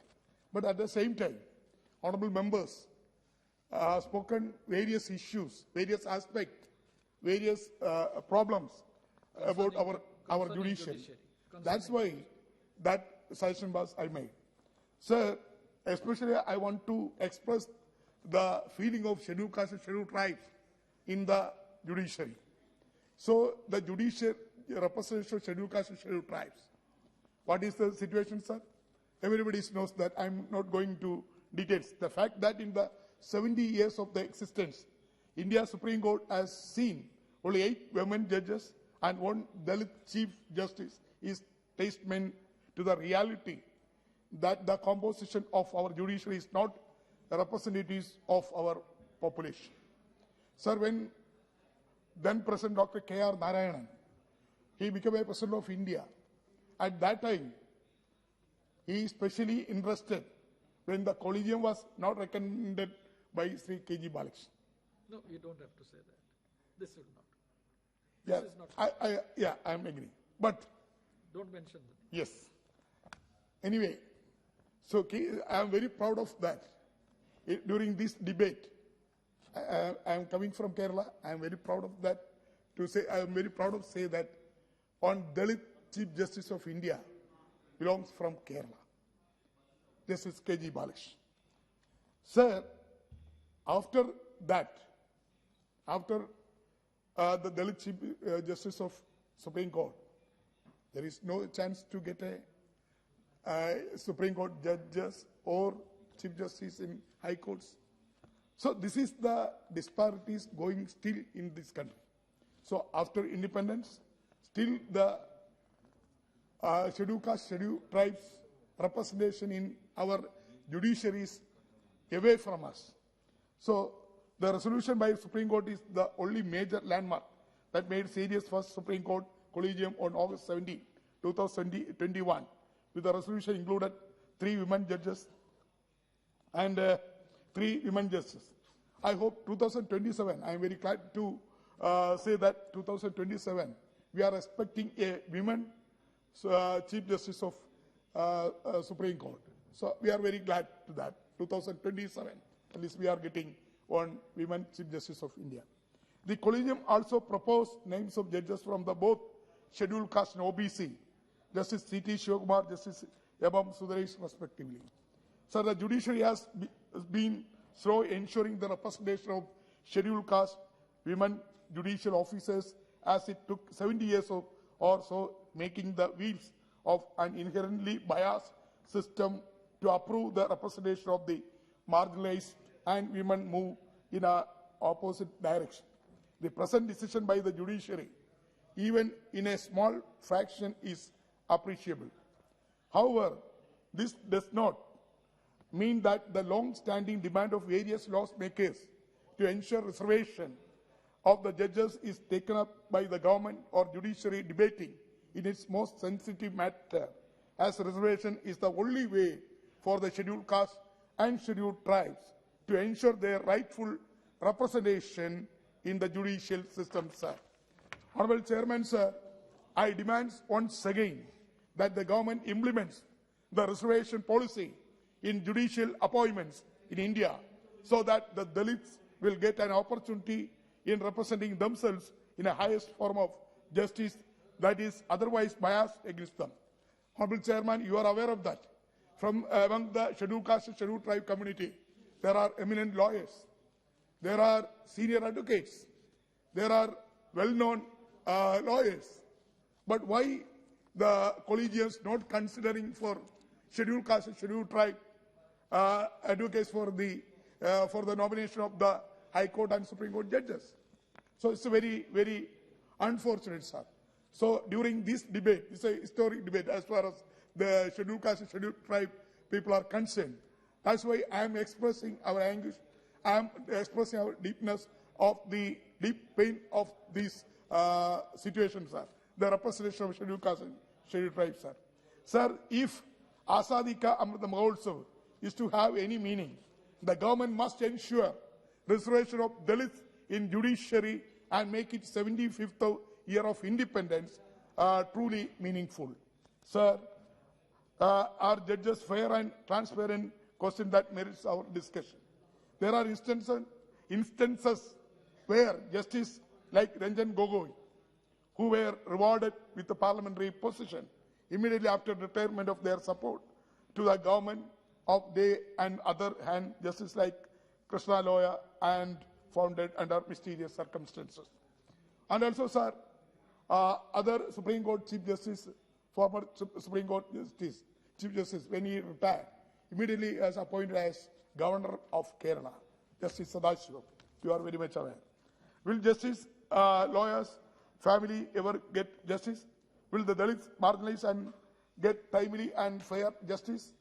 Will pendency of cases ever get reduced so that people don't have to spend lifetime in court waiting for judgments? So these are the questions that the Parliament must ask while deciding on salary and pension of judges. I would also like to add the Supreme Court Chief Justice Ramana suggested the central agency with a degree of autonomy for overseeing infrastructure development to the subordinate courts in India as an important aspect increasing efficiency of courts. It is important to note that total 981.98 crore sanction in 2019-20 under the centrally sponsored scheme, CSS, in the state and union territories for development of infrastructure in the courts. Only rupees 84.9 crore was utilized by the combined 5 states, rendering the remaining 91.36 funds unused. This underutilization of funds is a not anomaly induced by the COVID-19 pandemic. The issue has been plaguing the Indian judiciary for nearly 3 decades when CSS was introduced in 1993-94.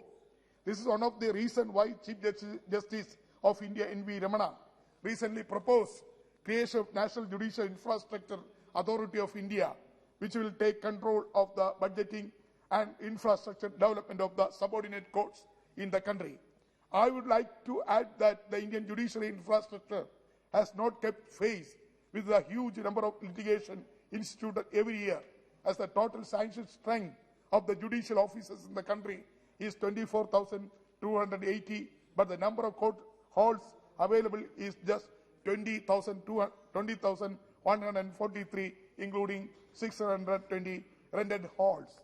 Sir, Honorable Chairman, sir, from the basic we have to start, and that includes infrastructure development, dispensation of cases with the effective speed and reduction of pendency, and these matters are to be addressed as the Honorable Chief Minister has, Honorable Chief Justice has pointed out by means of the single institution and agency.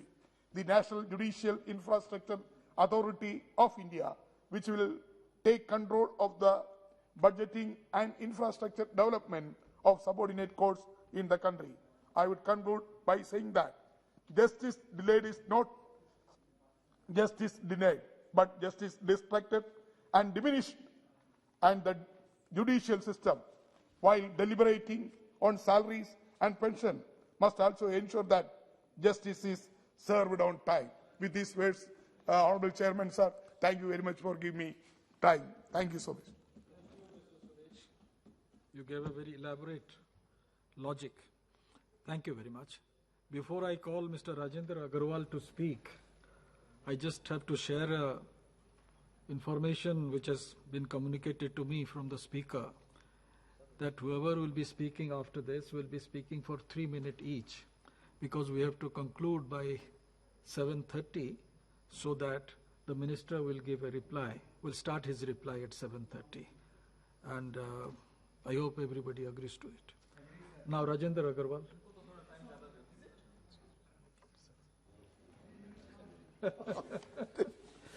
बड़ा मुश्किल होगा, लेकिन चलिए anyhow.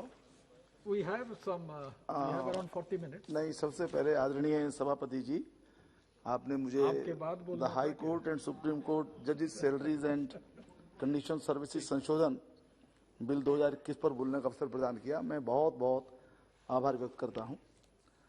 वैसे तो ये संशोधन बहुत छोटा ही है, हालांकि चर्चा महत्वपूर्ण तो है, डेफिनेटली महत्वपूर्ण है.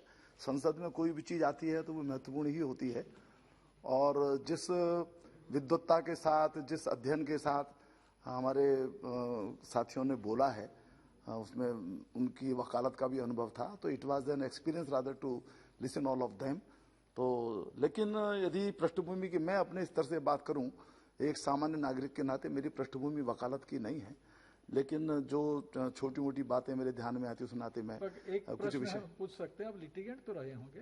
हाँ, लिटिगेंट, मैं वादकारी के नाते बोलूंगा. वो जो कहा जाता है कि वादी का हित सर्वोपरि है, मैं उस नाते ही उनका पक्ष रखने का मैं प्रयास करूंगा. वैसे तो जैसे मैंने कही, पृष्ठभूमि की बात करें तो सरल है कि 2008 में केंद्र सरकार ने एक निर्णय किया, जो हमारे 6th पे कमीशन के अंतर्गत, कि जो पेंशन है उनको, जो सिविल सर्वेंट्स है उनकी बढ़ाई गई, और उसका एक विषय में निर्णय किया गया है. उसमें था कि 80 वर्ष, 85 वर्ष, और वो सारा यहाँ पर उसकी चर्चा हुई है. और तदनुसार जो है 1 महीने बाद उसको एक क्लैरिफिकेशन भी जारी हो गया. जजेस के जो सैलरीज हैं उसके बारे में भी इसी प्रकार का एक एक्ट में संशोधन किया गया. परंतु उसमें कुछ क्लैरिफिकेशन या तो नहीं था या जिस प्रकार से इंटरप्रिटेशन के मैं उसकी डिटेल्स में नहीं जाता हूँ। गुवाहाटी हाई कोर्ट ने या फिर मध्य प्रदेश हाई कोर्ट ने उसमें जबकि 80 वर्ष का अर्थ है कि 80 वर्ष जब शुरू होते हैं, तो एक प्रकार की एनोमली इसमें से निर्माण हो गई कि जो सिविल सर्वेंट्स हैं उनके लिए 80 वर्ष पूर्ण होने पर और जजेस हैं उनको 80 वर्ष शुरू होने पर, मैं समझता हूँ एनोमली को या उस विसंगति को दूर करने के लिए ये संशोधन लाया गया है। तो बिल तो देखा जाए संशोधन तो इतना ही है, परंतु जैसा मैंने कहा कि बहुत सारे पहलुओं पर यहाँ पर चर्चा हुई है, हमारे विद्वान साथियों ने की है, पर मैं एक वादकारी के नाते कुछ बातें मैं निवेदन करना चाहता हूँ। बहुत बार ये बात कही जाती है, यहाँ भी कही गई है कि जस्टिस डिलेड जस्टिस डिनाइड, और मैं यदि उत्तर प्रदेश की, पश्चिम उत्तर प्रदेश की यदि बात करूँ या सामान्यतः पूरे देश के भी कुछ बात करूँ, तो जो पेंडेंसी इस समय है वो वास्तव में बहुत अधिक है। लगभग 4.5 करोड़ के लगभग केसेस सुप्रीम कोर्ट में, हाई कोर्ट में, जो अधीनस्थ कोर्ट है, सबऑर्डिनेट कोर्ट्स हैं, उसके अंदर पेंडिंग है। और इसमें से 41% केस ऐसे हैं, खासतौर से हाई कोर्ट्स के अंदर, मैं उस पर ज्यादा कंसंट्रेट करूंगा, जो 5 वर्ष से भी पुराने हैं, और 21% केस ऐसे हैं जो 10 वर्ष से भी अधिक पुराने हैं। निश्चित रूप से इस सारे जुडिशियल सिस्टम को एफिशिएंसी बढ़ाने के लिए उपाय किए गए हैं। फास्ट कोर्ट भी बने हैं, कहीं पर विशेष कोर्ट्स भी बने हैं, ट्रिब्यूनल्स भी बने हैं, परंतु ऐसा लगता है कि पेंडेंसी की समस्या से अभी मुक्ति मिलने में भी देर लग रही है। और यदि मैं उत्तर प्रदेश की बात करूं तो उसका परिणाम ये भी हो रहा है, यदि उत्तर प्रदेश की सामान्य रूप से बात करूं, कि अपराधी के विषय में यदि फैसले त्वरित नहीं होते हैं, न्याय यदि त्वरित नहीं होता है, तो एक तरफ तो अपराध भी बढ़ता है, प्रत्येक स्तर पर अपराधी की हिम्मत बढ़ती है। और साथ ही साथ उसका एक पहलू यह भी है कि आज देश के अंदर लगभग 5 लाख कैदी विभिन्न जेलों के अंदर बंद हैं, जिसमें से 2/3 कैदी ऐसे हैं जो संभवतया उनको अधिकतम जो सजा होती उनके अपराध के कारण से उससे अधिक समय से जेलों के अंदर है। तो ये सब इस वजह से है कि कहीं ना कहीं न्याय व्यवस्था का जो डिलीवरी सिस्टम है उसके अंदर कमजोरी है या उसमें कुछ कमी है। मैं जैसा मैंने कहा कि यदि उत्तर प्रदेश की और पश्चिम उत्तर प्रदेश की बात करूं तो हमारे यहाँ इलाहाबाद उच्च न्यायालय है। कुल मिलाकर के हाई कोर्ट्स के अंदर जो पेंडेंसी है, कुल मिलाकर देश के हाई कोर्ट्स के अंदर 56 लाख के करीब केस पेंडिंग हैं, जिसमें से केवल अकेले उच्च न्यायालयों में जितने केस लंबित हैं उनमें से अकेले 8 लाख केवल इलाहाबाद हाई कोर्ट के अंदर पेंडिंग है। और इन 8 लाख के अंदर भी पश्चिम उत्तर प्रदेश का जो हिस्सा है वो सर्वाधिक रहता है। और क्योंकि मैं ऐसा मानता हूं कि उत्तर प्रदेश के अंदर हाई कोर्ट की बेंचेस की बहुत कमी है, हाई कोर्ट की बेंचेस वहां पर होनी चाहिए, इसलिए ये जो न्याय है उत्तर प्रदेश के बाध्यकारी को मिल नहीं पाता है। अब देखिए उत्तर प्रदेश की जो जनसंख्या है, सबको पता है कि जनसंख्या की दृष्टि से सबसे बड़ा प्रदेश वो देश का है, 24 करोड़ की जनसंख्या है वहां पर। और वहां पर एक तो इलाहाबाद उच्च न्यायालय, वो तो मुख्य न्यायालय है ही, और उसके लखनऊ के अंदर एक बेंच है जो एक 12 जिलों का जुरिस्डिक्शन जिसके पास है, बाकी शेष सारे जिले इलाहाबाद हाई कोर्ट से ही उनका न्याय होता है। और यदि थोड़ा सा तुलना करें तो जनसंख्या की दृष्टि से तो मैं कुछ माननीय सभापति जी बताना चाहूंगा कि उत्तर प्रदेश की पॉपुलेशन 24 करोड़ के अंदर तो एक मुख्य न्यायालय और एक उसकी पीठ है। महाराष्ट्र के अंदर 11 करोड़ की आबादी है, वहां पर औरंगाबाद है, नागपुर है और पणजी, 3 वहां पर इसकी हाई कोर्ट की सीट्स हैं। तमिलनाडु के अंदर मदुरई है, उसके अतिरिक्त मुख्य हाई कोर्ट के अलावा। मध्य प्रदेश के अंदर 7 करोड़ की आबादी है, इंदौर में और ग्वालियर में एक पीठ है। वेस्ट बंगाल के अंदर भी जलपाईगुड़ी, पोर्ट ब्लेयर वहां पर है। कर्नाटका के अंदर भी 6.5 करोड़ की आबादी है, हुबली, धारवाड़ और गुलबर्गा ऐसी सीट्स हैं।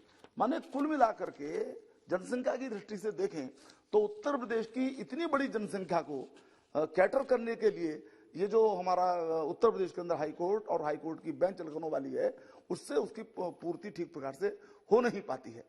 और यदि क्षेत्रफल का देखें तो स्थिति यह है, हमारे यहाँ के, मैं पश्चिम उत्तर प्रदेश से आता हूँ, मेरठ से आता हूँ, हाई कोर्ट के लिए बहुत सारे हमारे शहर ऐसे हैं जिनको 700 किलोमीटर, 750 किलोमीटर, 600 किलोमीटर चल करके इलाहाबाद जाना होता है। यानी यदि सहारनपुर है जो 752 किलोमीटर की दूरी इलाहाबाद से उसकी है, शामली है 720 किलोमीटर है, मुजफ्फरनगर 692, बिजनौर अमरोहा 692, मेरठ जहां से मैं आता हूं 637 किलोमीटर। मैंने सबके मैं बता सकता हूं, परंतु 650-700 किलोमीटर की दूरी इलाहाबाद की है, इलाहाबाद हाई कोर्ट की है। यानी अनेक तो ऐसे हैं हमारे जो हाई कोर्ट अन्य प्रदेशों के, वो तुलनात्मक दृष्टि से करीब है। अब ये दिल्ली नहीं, लाहौर की बात हम ना करें अभी, हम दिल्ली हाई कोर्ट 70 किलोमीटर पर है। मध्य प्रदेश का जो ग्वालियर का हाई कोर्ट है वो 368 किलोमीटर पर है। राजस्थान में जयपुर 335 किलोमीटर पर है। हिमाचल में शिमला 336 किलोमीटर पर है। चंडीगढ़ 239 किलोमीटर पर है। नैनीताल 249 किलोमीटर। माने मैं ये मैं ध्यान में दिलाना चाहता हूं आपके माध्यम से कि इतनी अधिक दूरी है कि 6-7 जो अन्य प्रदेश के जो न्यायालय हैं, हाई कोर्ट्स हैं, वो हमारे क्षेत्र से करीब पड़ते हैं तुलनात्मक दृष्टि से इलाहाबाद। अब होता क्या है इसके कारण से आप अनुमान लगा सकते हैं। मैं उसके विषय में मेरे इलाहाबाद के मित्र के नाराज न हो जाए और मैं उनके विषय में कुछ नहीं कह रहा हूं, परंतु जो दूर का जो हमारा वादी होता है उसका जिस प्रकार से एक्सप्लॉयटेशन वहां पर होता है, मैं उसके डिटेल्स में नहीं जाना चाहता। चाहे फीस का मसला हो, चाहे अन्य चीज हो, वो जाएगा रात में रुकेगा, कहीं पर कोई होटल लेगा, कहीं कुछ अन्य साधनों का इंतजाम करेगा। यानी स्थिति ये होती है कि छोटे मुकदमे में कहावत हमारी बन गई है कि खेत के मुकदमे के अंदर मकान ये हम समझे कि आपके तरफ से या पश्चिम यूपी से ज्यादा लिटिगेंट नहीं है? काफी है, मैंने बताया ना जी, बड़ा हिस्सा है, क्योंकि थोड़ा हमारा क्षेत्र संपन्न भी है तो लड़ता भी है, मुकदमे भी करता है, तो उसको फिर वहां जाना पड़ता है। अच्छा, ये जो विषय है उत्तर प्रदेश के अंदर हाईकोर्ट की बेंचेस का विषय है, ये माननीय सभापति जी बड़ा पुराना है, आज से नहीं चल रहा है। हमारी मांग पूरी नहीं हो पाती, अलग विषय है। यानी सबसे पहले तो 1955 में जब उत्तर प्रदेश के अंदर आदरणीय संपूर्णानंद जी मुख्यमंत्री हुआ करते थे, उन्होंने प्रस्ताव भेजा। बात ये हुई कि भी हमको आप हाई कोर्ट दी जाते हो, प्रदेश को बांटिए, प्रदेश बहुत बड़ा है, बोले प्रदेश तो नहीं बांटेंगे पर हमको हाई कोर्ट की बेंच हम देंगे। नहीं मंजूर हुआ। उसके बाद से आप ये देखें कि लगातार 1976 में, 77 में, 78 में इसकी मांग होती रही, आंदोलन भी चलता रहता है, परंतु किसी भी प्रकार से हाई कोर्ट की किसी बेंच का निर्णय हो नहीं सका। जब ये हमारी श्रीमती इंदिरा गांधी जी जब प्रधानमंत्री थी, उन्होंने जस्टिस जसवंत सिंह एक आयोग बनाया, उसने रिकमेंडेशन दी, उसने कहा कि उत्तर प्रदेश के अंदर पश्चिम में भी एक बेंच बननी चाहिए। तब तक वो उत्तराखंड भी उत्तर प्रदेश का हिस्सा था, 1985 की बात है ये, और अन्य स्थानों पर भी 3 बेंच यहां पर बननी चाहिए उत्तर प्रदेश के अंदर, लेकिन वो भी नहीं हुआ।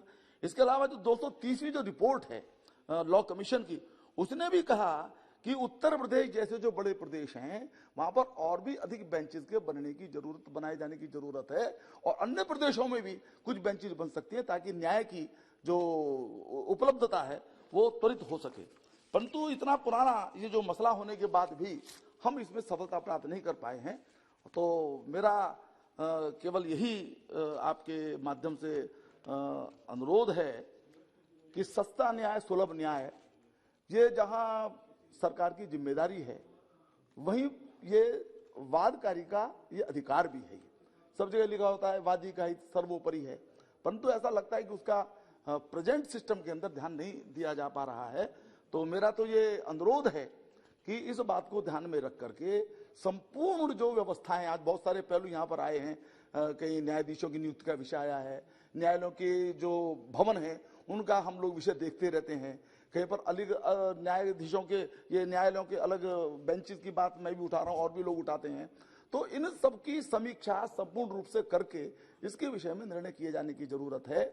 उत्तर प्रदेश के अंदर खास तौर से मेरठ में, आगरा में, अभी हमारे आगरा के माननीय सांसद बैठे हुए हैं और आगे बैठे हुए हैं, और गोरखपुर में 3 माननीय सांसदों ने विभिन्न अवसरों पर नियमित रूप से रेगुलरली हाई कोर्ट की बेंच की मांग की है। और मैंने भी हमारे आदरणीय विधि मंत्री महोदय को एक उत्तर प्रदेश का एक पूरा बना करके, थोड़ा सा परिश्रम करके वो दिया है, एक खाका सा बना करके दिया है, जिसमें इलाहाबाद हाई कोर्ट स्वयं, लखनऊ बेंच, और इसके अलावा गोरखपुर, मेरठ और आगरा कि इस प्रकार से यहाँ पर 5 बेंच, 3 बेंच और बन सकती हैं, और भी 1-2 बन सकती हैं। तो मेरा ये अनुरोध है कि मेरठ की और उत्तर प्रदेश की इस मांग को संज्ञान में लेते हुए, मैं मानता हूं कि ये बड़ा विषय है ये, और भी अन्य प्रदेशों से भी हाई कोर्ट की बेंचेस की मांग होती रहती है, इस सबका को जोड़ते हुए कुछ निर्णय हो, संपूर्ण न्यायिक व्यवस्था की समीक्षा हो और हमको भी न्याय मिले। तो मैं ये अपेक्षा इस निवेदन के साथ इस बिल का समर्थन करता हूं। धन्यवाद। बहुत बहुत धन्यवाद राजेंद्र जी। हसन मसूदी जी, फिर दोबारा मैं कहना चाहता हूं कि Sir, 3 minutes. this should We have around more than 12. no, this should 14. start. This kind of direction should start from first time when this It comments. never happens, you know that. In midway. It never happens. It always. Thank you, sir. Sir, as such, we have extended sir, the time till 8 o'clock. The High Court and the Supreme Court judges' salaries and conditions of service amendment bill 2021 has come up after a day. We joined nation in paying tribute to Baba Sahib Ambedkar, father of Indian Constitution. It was Baba Sahib Ambedkar who on 17th, it was under his guidance that on 17th October 1949, special status was granted to the Jammu and Kashmir. And this House, on 7th August 1952, approved Delhi Agreement of 1952. So, and this House, on 5th August 2019, ignoring, it was the decision on 17th October 1949 was without a whisper of disagreement, without any dissent, without any amendment, without any resignations. It was unanimous.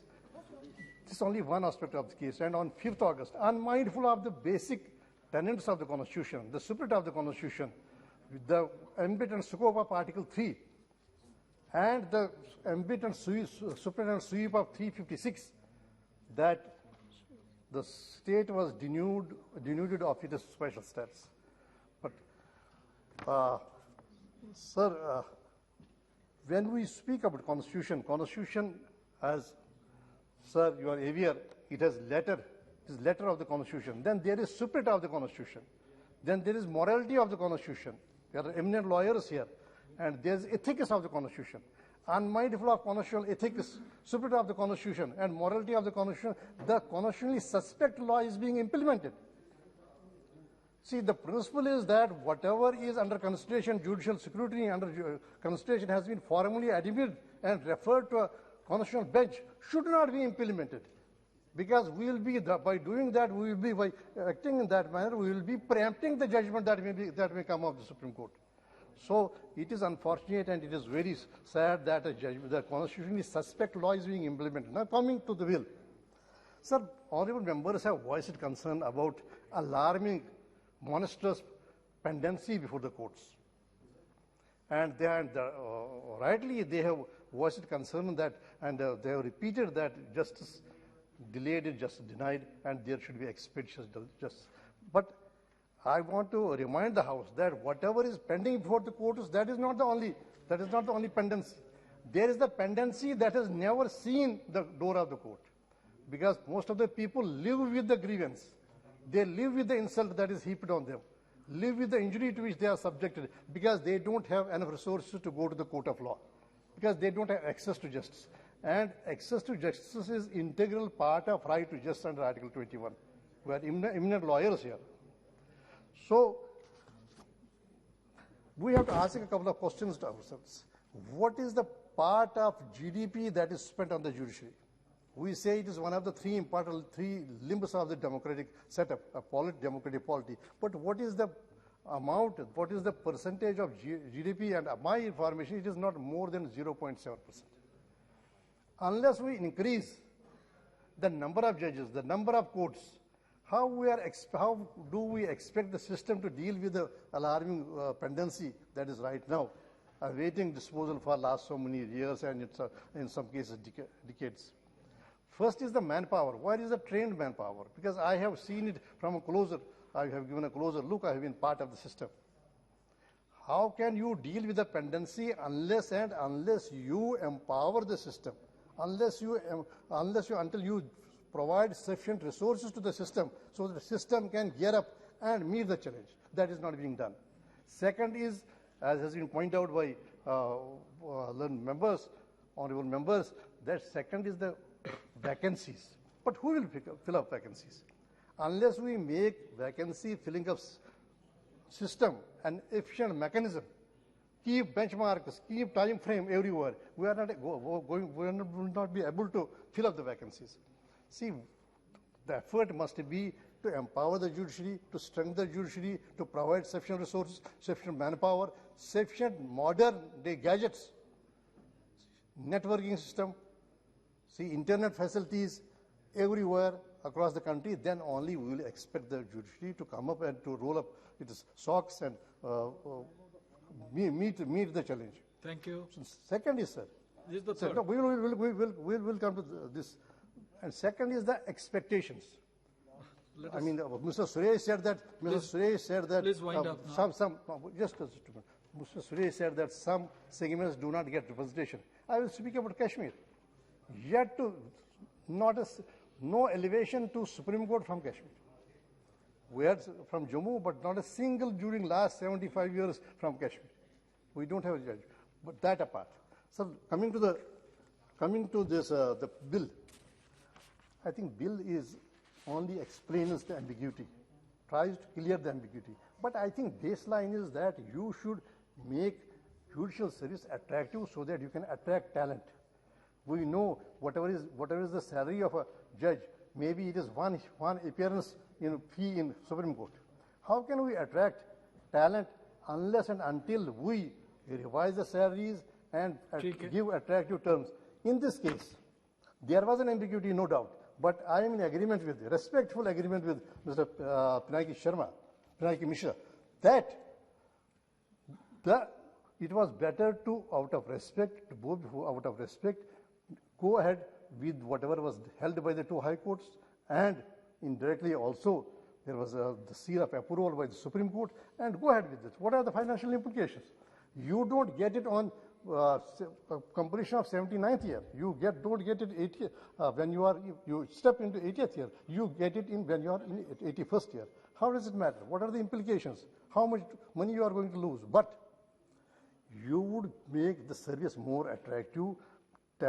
Talent would feel attracted to the service. So unless and until you do that, unless you just make the service conditions much better, you cannot attack the talent. Thank you, Masood ji. Thank you very much.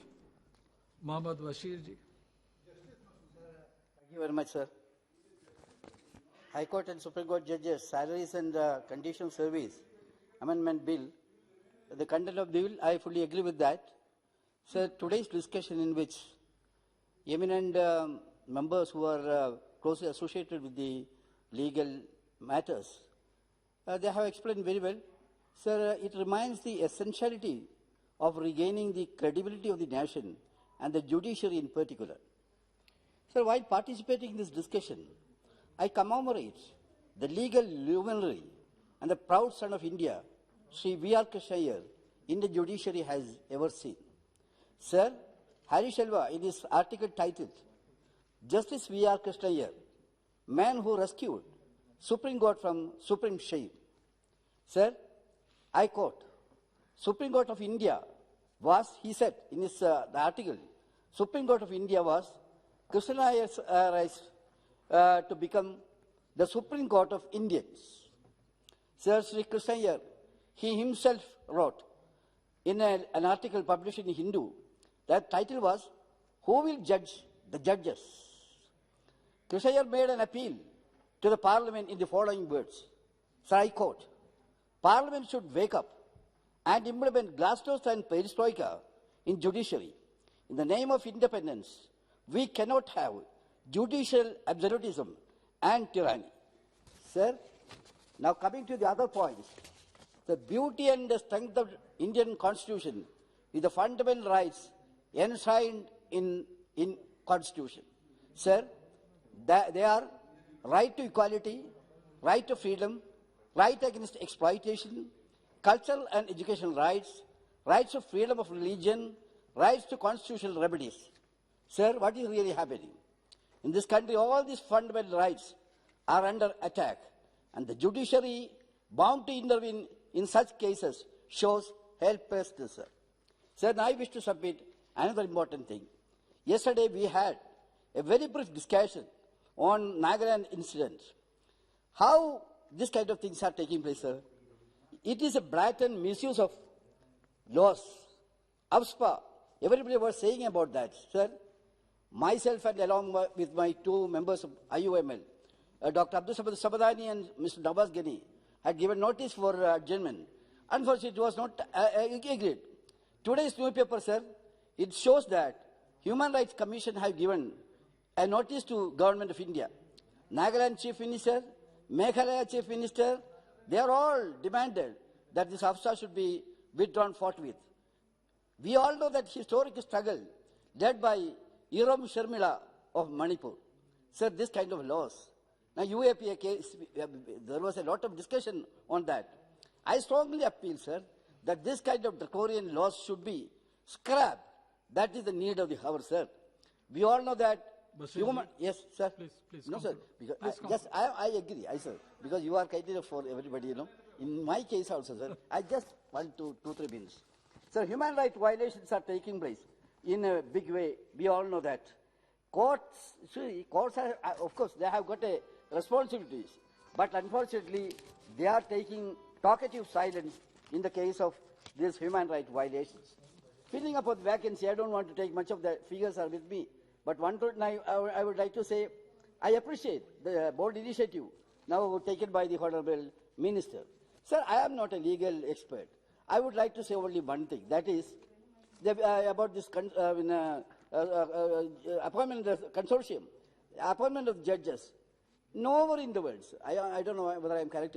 Nowhere in the world, appointment of judges are done by themselves. That seems to be a very bad thing. Yes, sir. I am going to conclude. Only one point I would like to say. That is with regard to social justice. Sir, most of my friends were saying about that.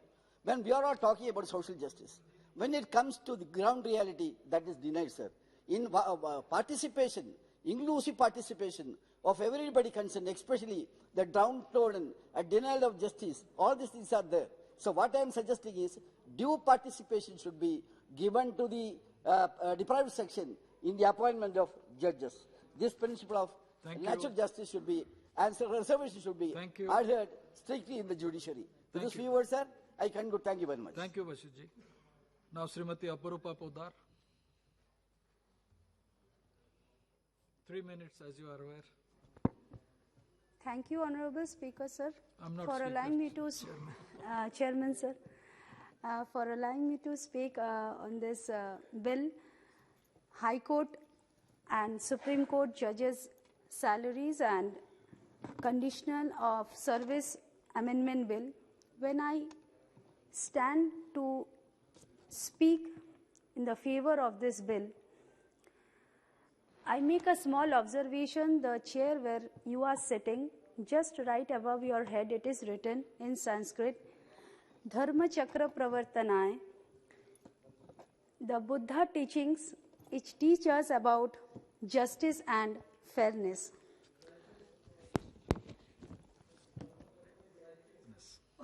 Pardon? Dharma Chakra is righteousness. Righteousness must prevail. Righteousness, justice and fairness.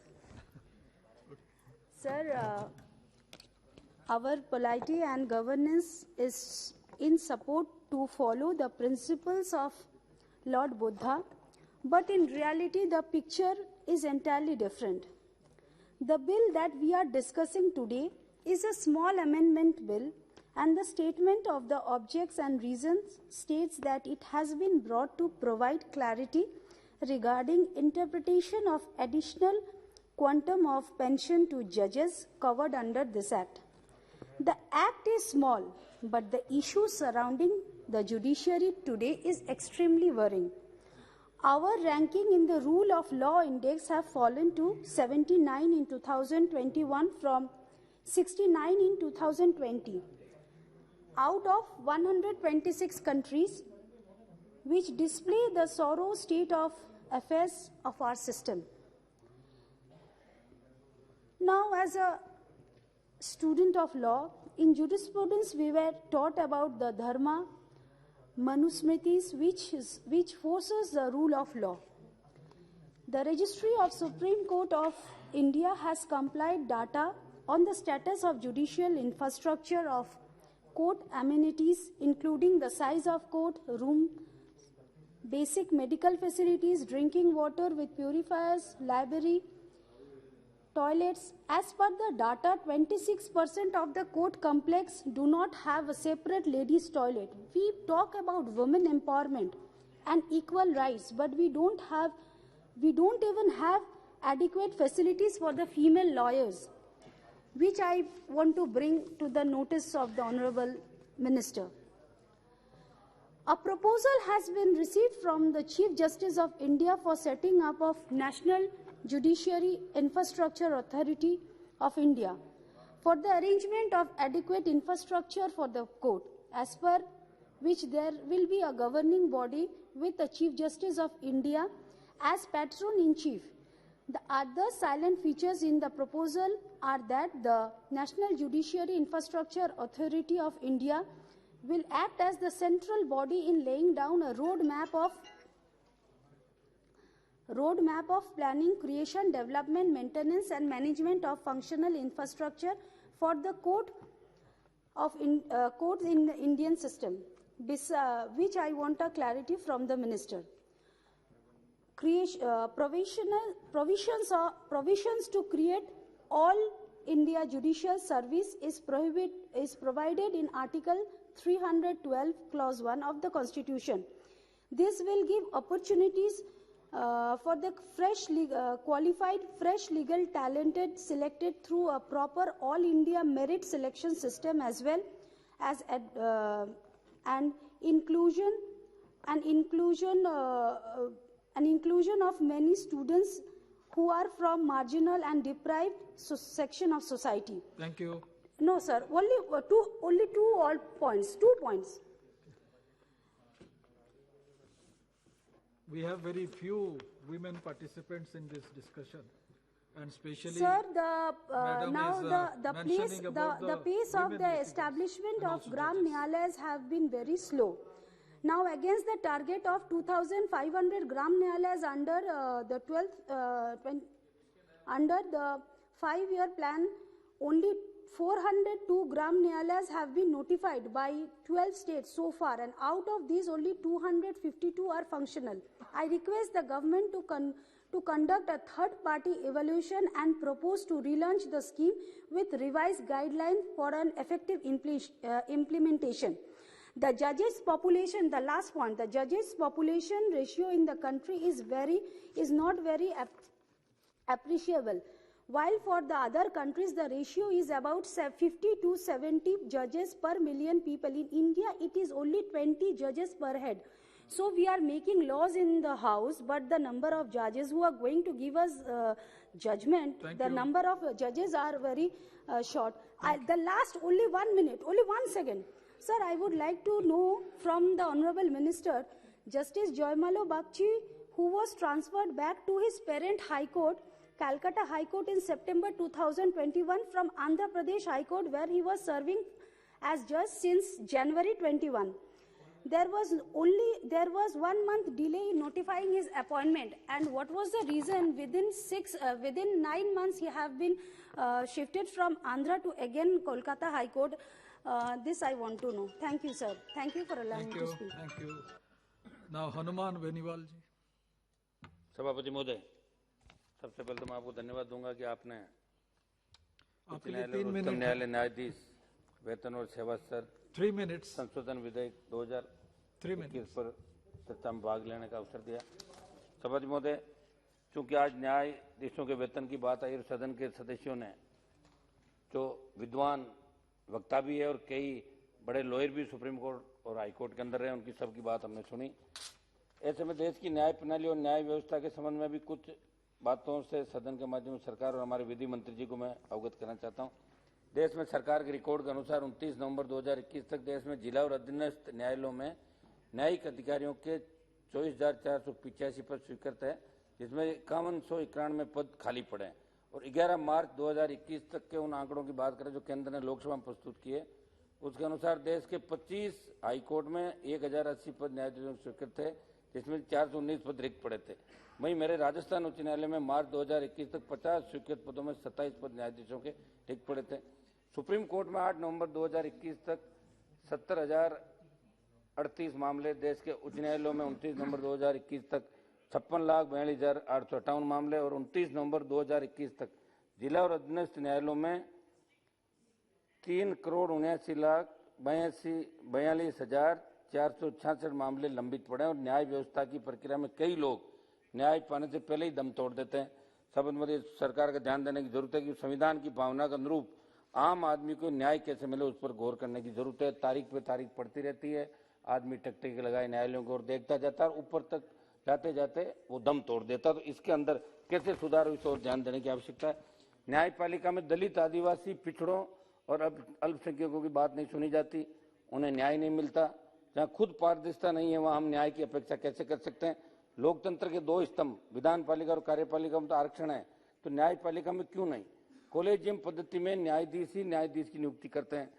मेरे से पूर्व वक्ताओं ने भी collegium का कई लोगों ने विरोध किया, कई ने समर्थन किया, लेकिन ज्यादातर की इच्छा ही थी कि देश में संविधान का अनुपालन निश्चित करने के लिए बनी ये संस्था अपने यहाँ नियुक्तियों पर एकाधिकार क्यों चाहती है।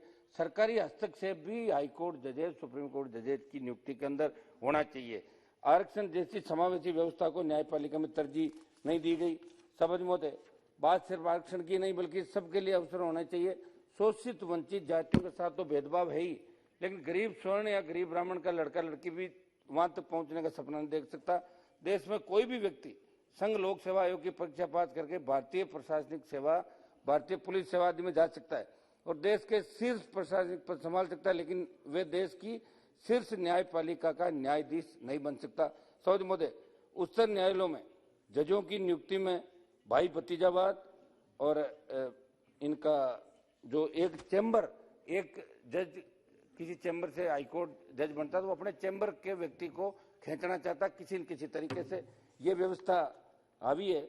समझ मोदे मैं 16 सितंबर 2020 को लोकसभा के एक सवाल का जवाब पढ़ रहा था। उसमें भारत सरकार ने कहा कि उच्च न्यायालय के न्यायाधीशों की नियुक्ति संविधान के अनुच्छेद 217 और 224 के अधीन की जाती है। उसमें अनुच्छेद महिला सहित किसी व्यक्ति का उपबंध नहीं करते, लेकिन सरकार उच्च न्यायालयों की लास्ट पॉइंट को आ जाइए। एक minute.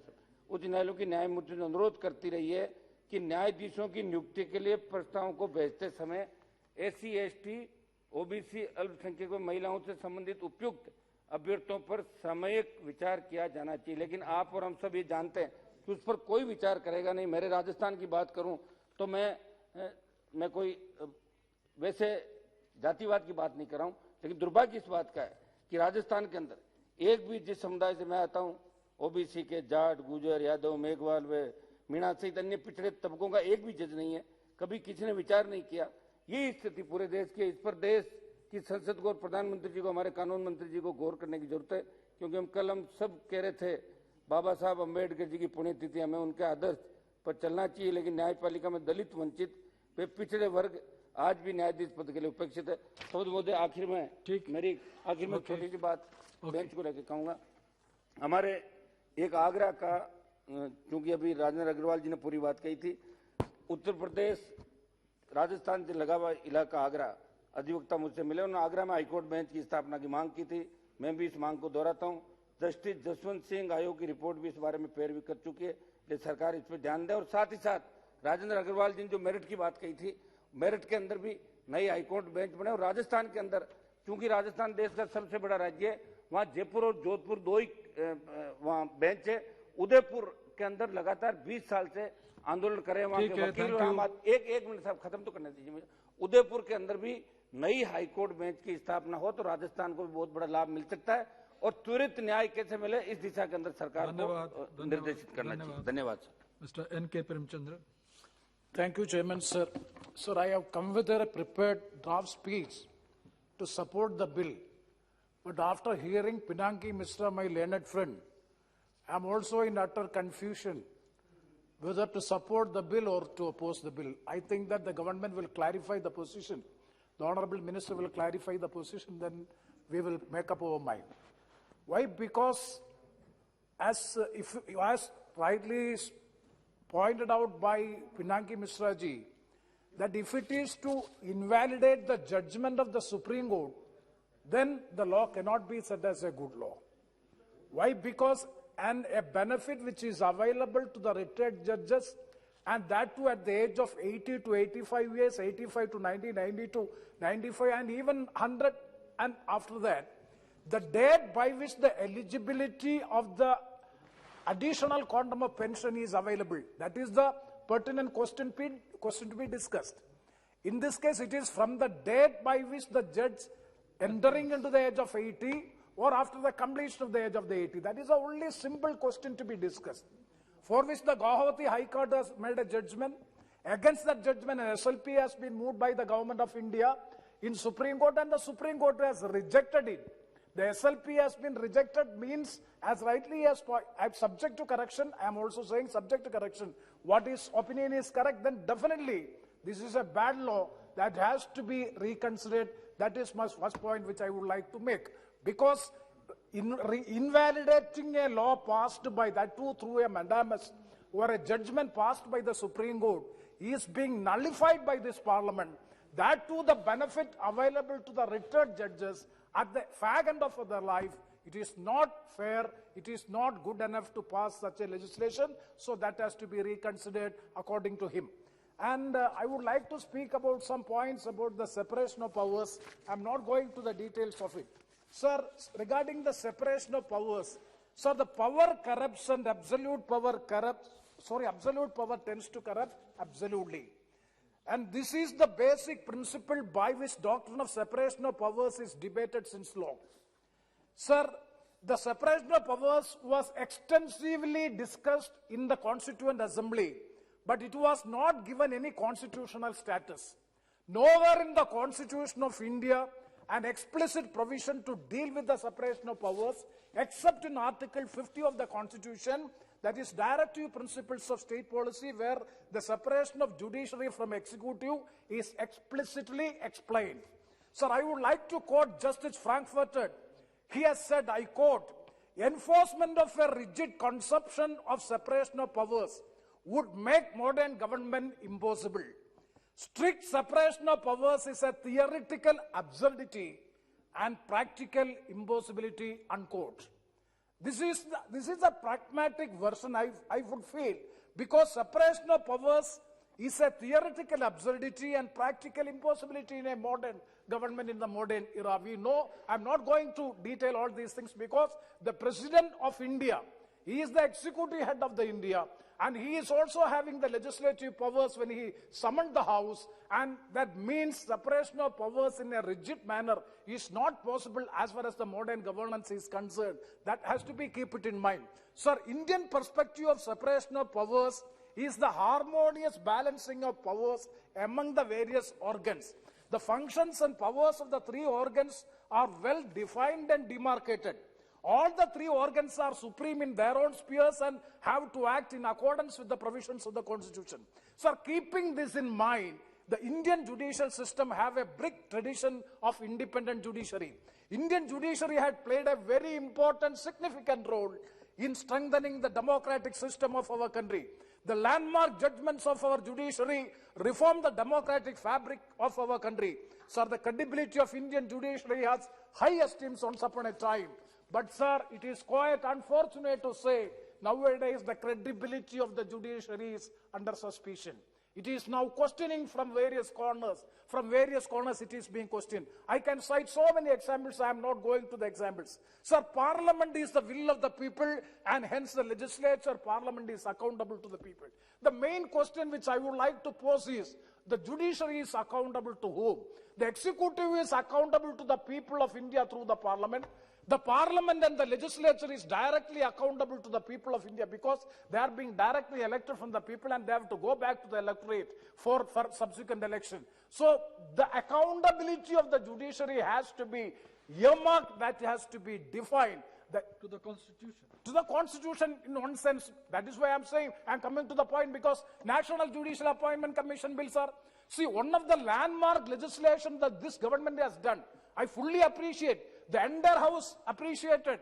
National Judicial Appointment Commission. What is the accountability? Is there accountability to the Constitution? Because except 20 states have passed the legislation. Both houses of the Parliament has passed the legislation. The President has given assent to the bill, and it has become an act of the Parliament. And after becoming an act of the Parliament 4:1, Supreme Court has struck down the judgment only on the basis that it is changing the basic characters of the Constitution. So what is the logic in it?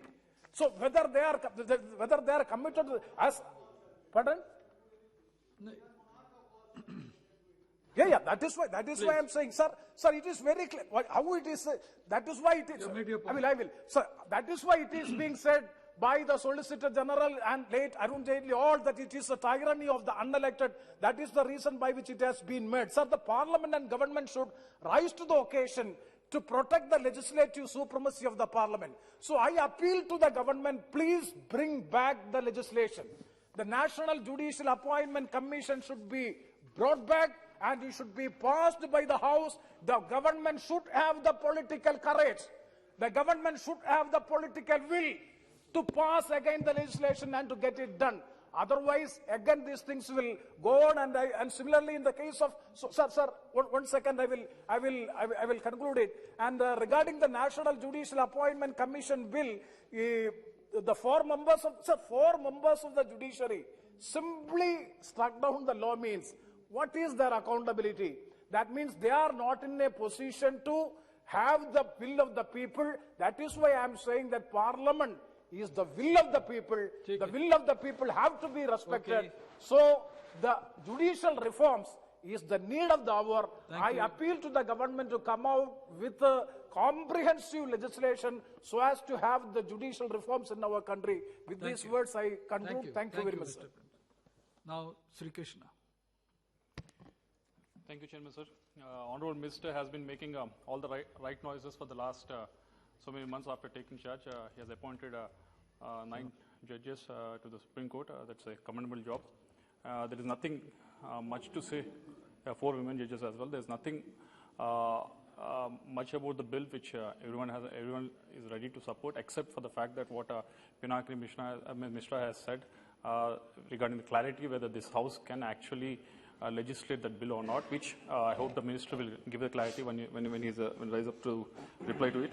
But I have 3 points to make. One is with regards to the cooling off period that a lot of members have mentioned, that this needs to be taken because all the PSUs, even if a scientist working in ISRO also has a cooling off period after he retires. But how come judiciary doesn't have that?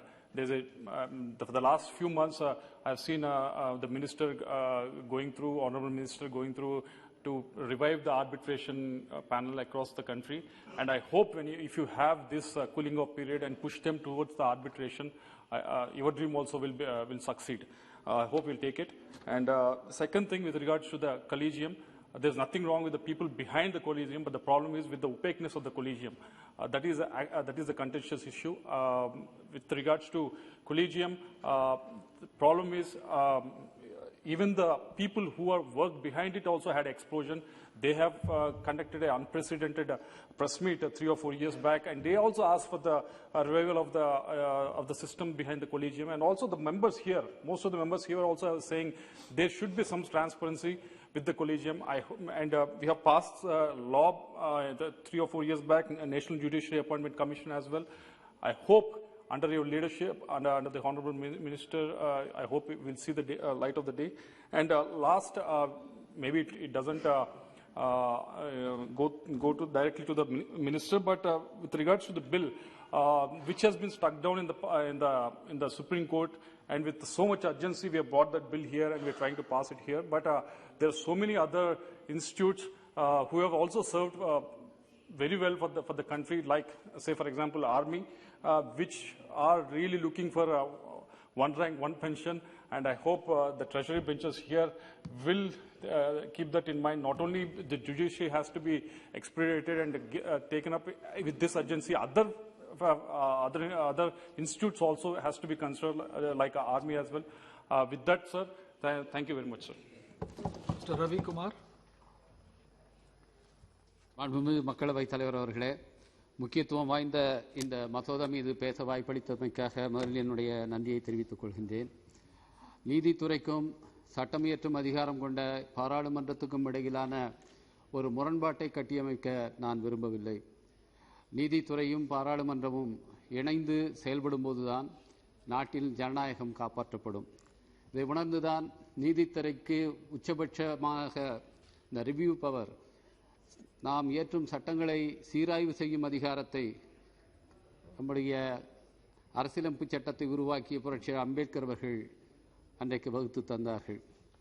இந்த சட்ட மசோதாவை பொறுத்தவரையில் நீதிபதிகளுடைய சம்பளத்தை பொறுத்தவரை இது தொடர்பாக ஆராய்ந்தவர்கள் அமெரிக்காவிலும் ஐரோப்பிய நாடுகளிலும் அங்கே இருக்கிற பெர் கேபிட்டா இன்கம் அதோடு நீதிபதியுடைய சம்பளத்தை ஒப்பிட்டு பார்த்து அதைவிட இந்தியாவிலே நீதிபதிகளுடைய ஊதியம் என்பது அதிகமாக இருக்கிறது என்பதை சுட்டிக்காட்டியிருக்கிறார்கள்.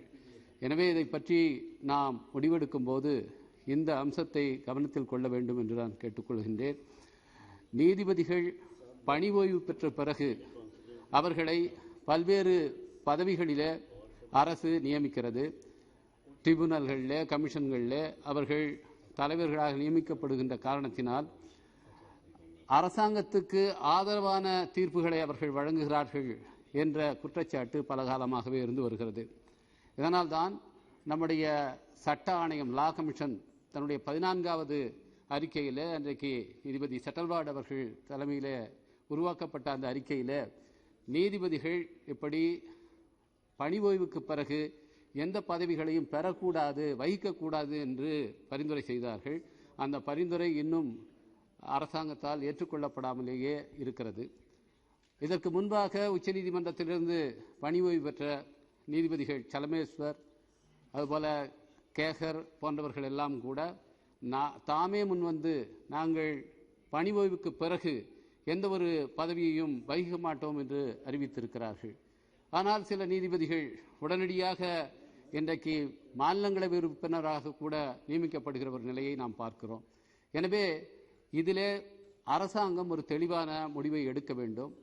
அரசாங்கம் இப்படி அனுமதிக்கின்ற காரணத்தினால் நீதித்துறையை மறைமுகமாக தன்னுடைய கட்டுப்பாட்டிலே வைத்துக் கொண்டிருக்கிறது என்ற குற்றச்சாட்டு எழுகிறது.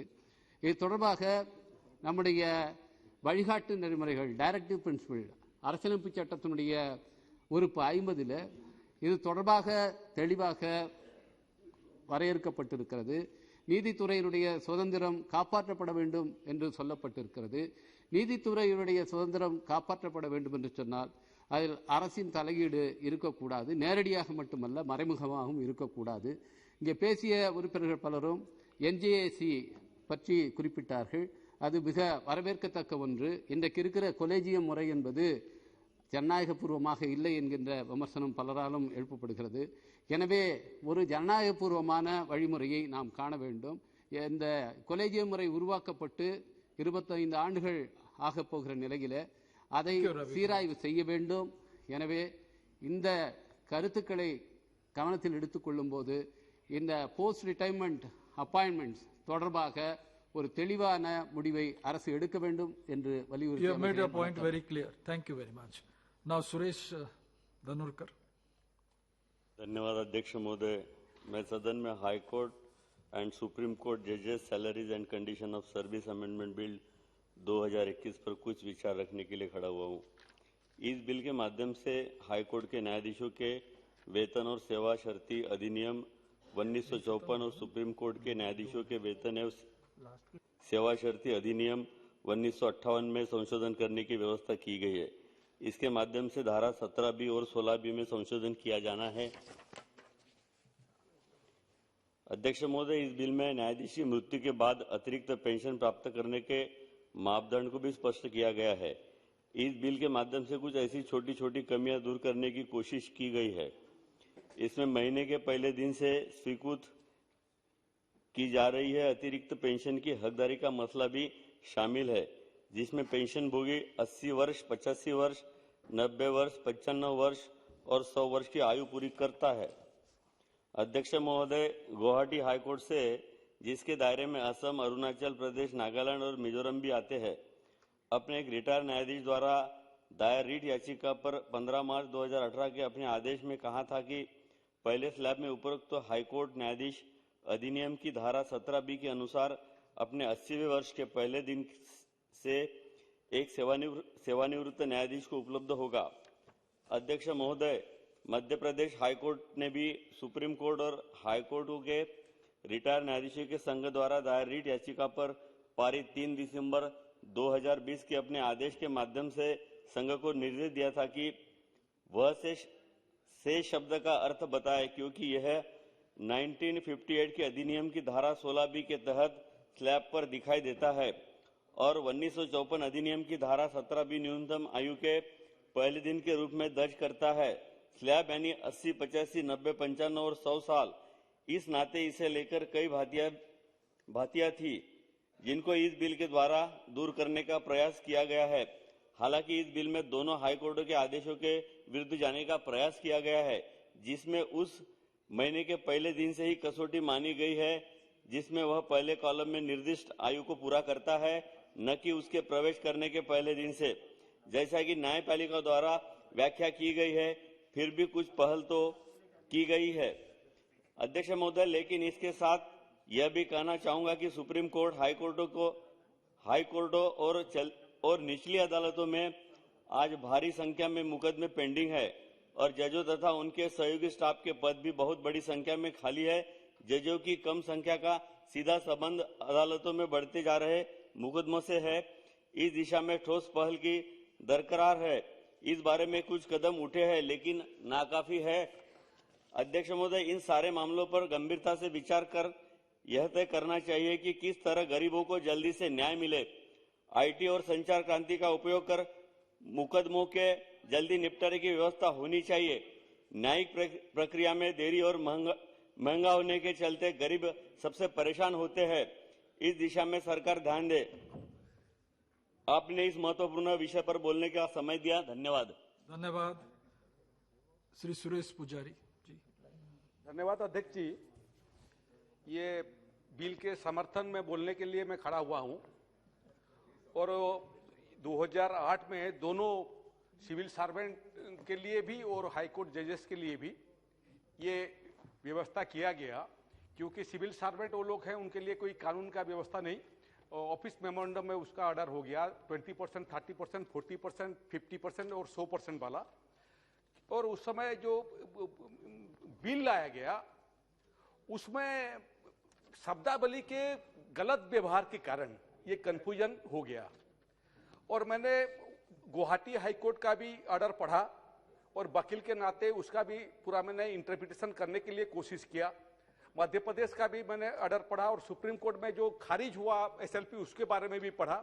मेरे को लगता है कि ये गुवाहाटी हाईकोर्ट का जो इंटरप्रिटेशन था एकदम सही था। लिटरेरी मीनिंग अगर आप ढूंढोगे 80 इयर्स बोलने से 79 इयर्स कंप्लीट होने के बाद शुरू होता है, but that was not the intention of the government. मेरे को लगता है कि लिटरेरी मीनिंग को छोड़ के अगर इंटेंशन ऑफ द गवर्नमेंट देखते, इंटेंशन ऑफ द लेजिस्लेचर देखते, शायद ऐसा ऑर्डर ना गुवाहाटी हाईकोर्ट में होता ना सुप्रीम कोर्ट में होता। और इसका विषय जो है उसको कन्भास तो बढ़ा चुके हैं सब कोई यहाँ माननीय संसद लोग। उसमें बाइफर्गेशन का अब हाईकोर्ट के बारे में भी बात हुआ है। मैं भी बोलना चाहता हूं कि मैं जिस क्षेत्र से आया हूं 50 साल हो गया माननीय मंत्री जी, 50 साल हो गया उड़ीसा के पश्चिम क्षेत्र से। और आज कोइंसिडेंस देखिए, जो अध्यक्ष जी बैठे हुए हैं वो कटक से हैं और वो कटक में जो हाईकोर्ट है उसका बाइफर्केशन हम लोग चाहते हैं। 50 साल हो गया और आपका 5 प्रीडिसेसर, आपका प्रीडिसेसर मुख्यमंत्री को भी लिखे थे, मुख्यमंत्री खुद भी लिखे थे कि वेस्टर्न पार्ट ऑफ उड़ीसा और सर्दर्न पार्ट ऑफ उड़ीसा में हाईकोर्ट करवाने के लिए।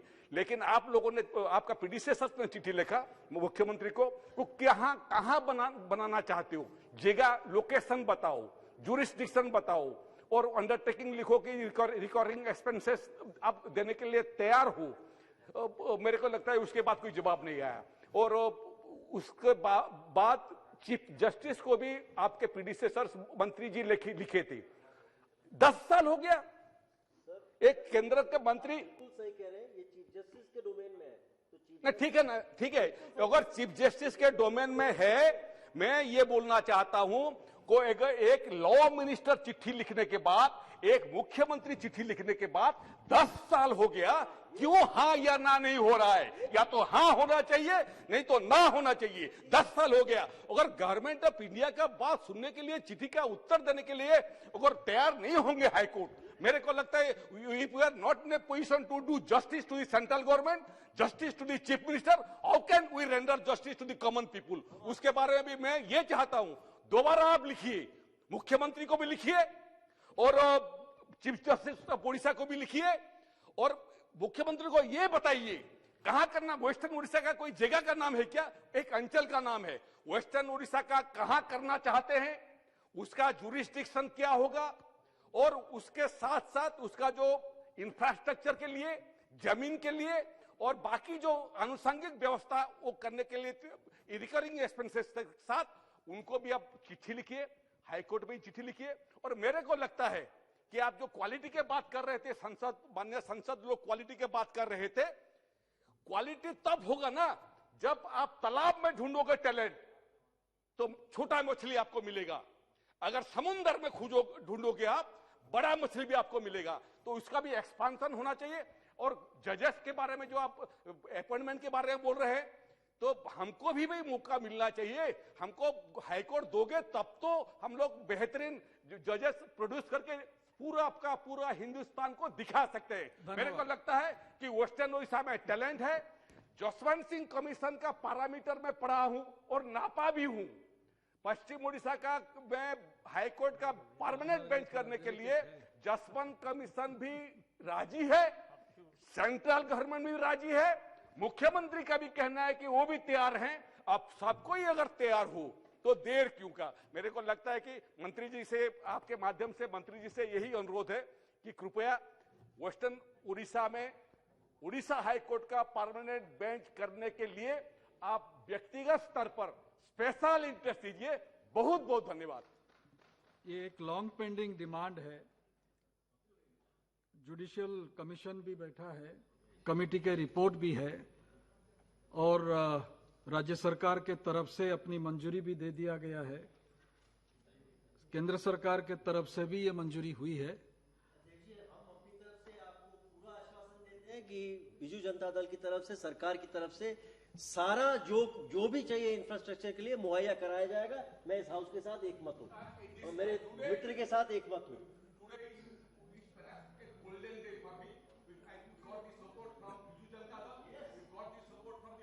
We got the support from the Honorable President. Thank you, sir. Now can I call Danish Ali? Thank you very much, Chairman sir. Allowing me to speak on the High Court and Supreme Court Judges' Salaries and Conditions of Services Amendment Bill. मैं जिस बात को आखिर में बोलने वाला था उसको शुरू कर लूं क्योंकि माहौल ऐसा बन गया है। 3 मिनट है। माहौल ऐसा बने मेरा सर, मेरा तो 8 मिनट है पहले से तय है।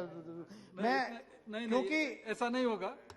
आपके पार्टी की तरफ से तो कोई बोल, हाँ पार्टी की तरफ से एक बोला तो इसलिए कम बोला। खैर सर आप बैठे हैं तो प्रोटेक्शन आप मुझे देंगे। मैं यही कहना चाहता हूं कि उत्तर प्रदेश में, पश्चिम उत्तर प्रदेश के अंदर हाईकोर्ट की बेंच की डिमांड एक लॉन्ग पेंडिंग डिमांड है, दशकों पुरानी डिमांड है। वो डिमांड फुलफिल होनी चाहिए। सर सहारनपुर से चल करके 800 किलोमीटर चल करके हाईकोर्ट का न्याय लेने के लिए इलाहाबाद जाता है वेस्टर्न यूपी का आदमी।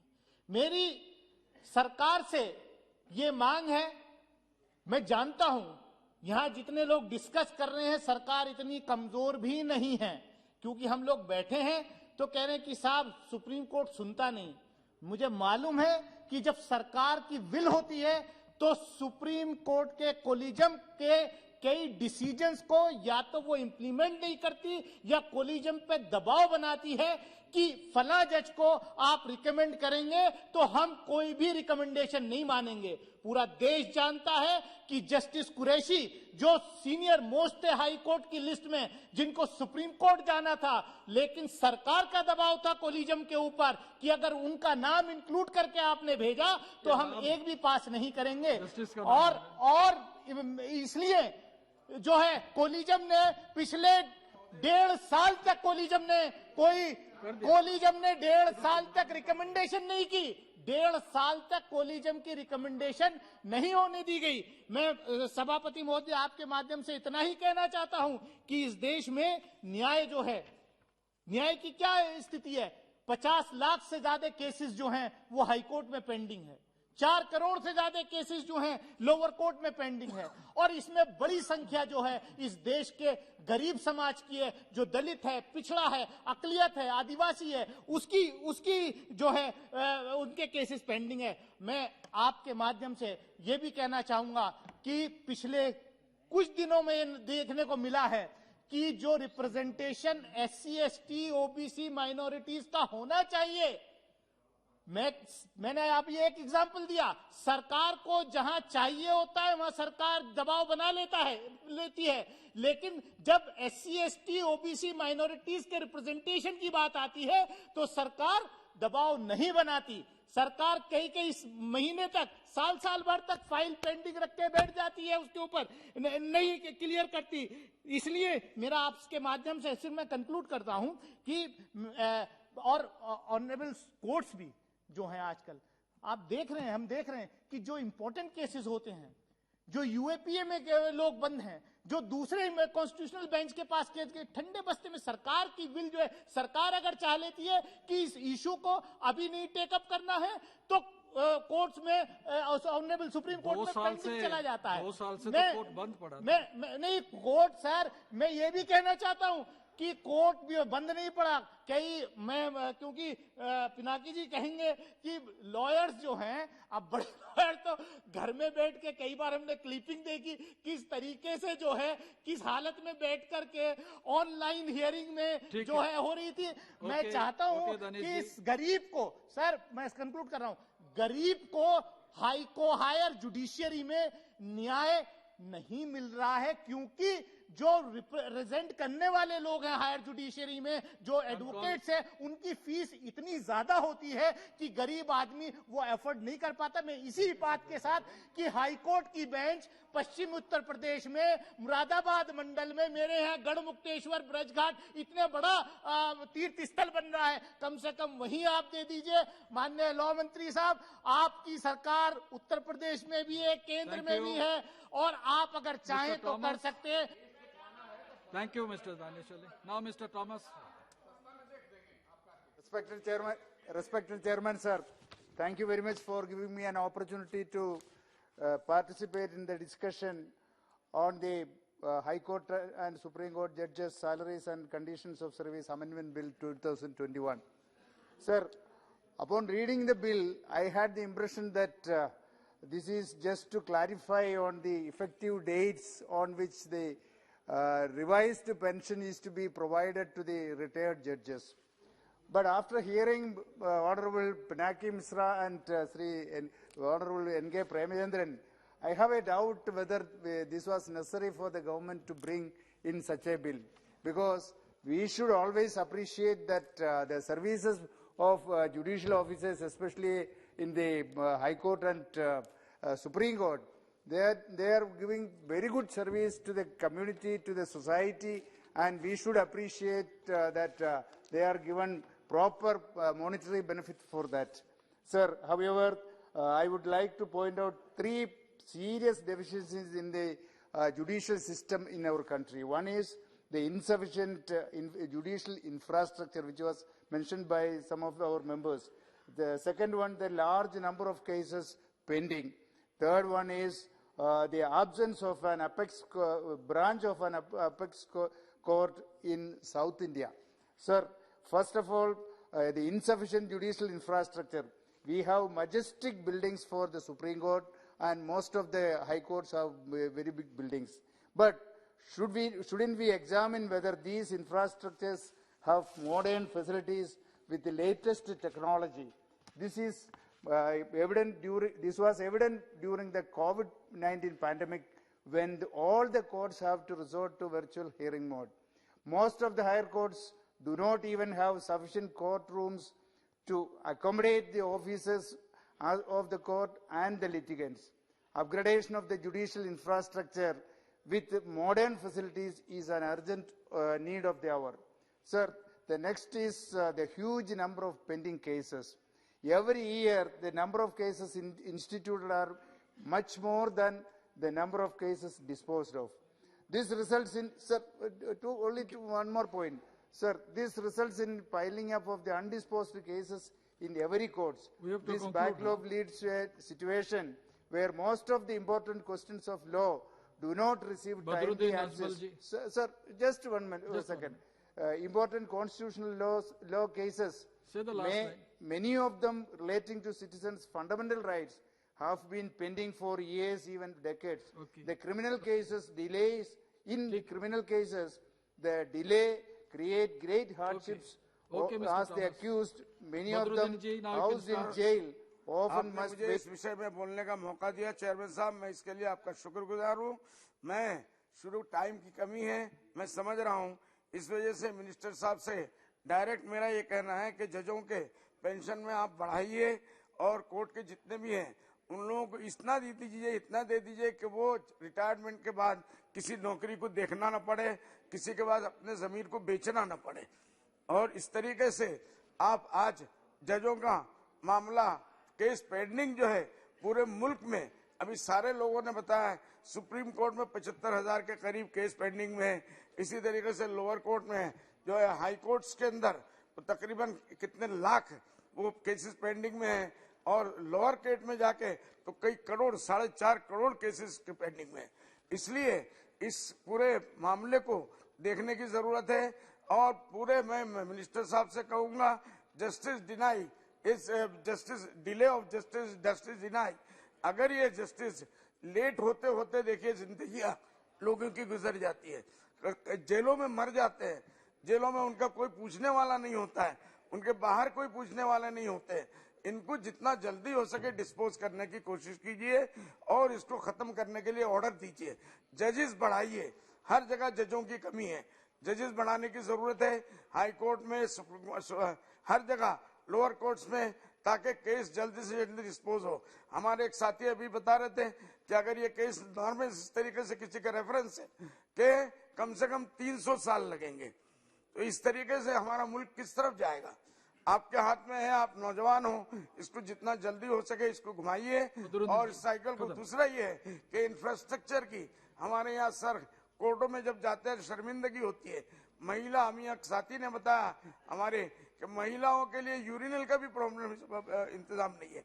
इसी तरीके से कोई ऐसा इंफ्रास्ट्रक्चर नहीं है कि जिसके ऊपर डिपेंड करके वकील लोग अपनी सहूलत ले और जो बेचारे जाते हैं वो उनको भी सहूलत मिले।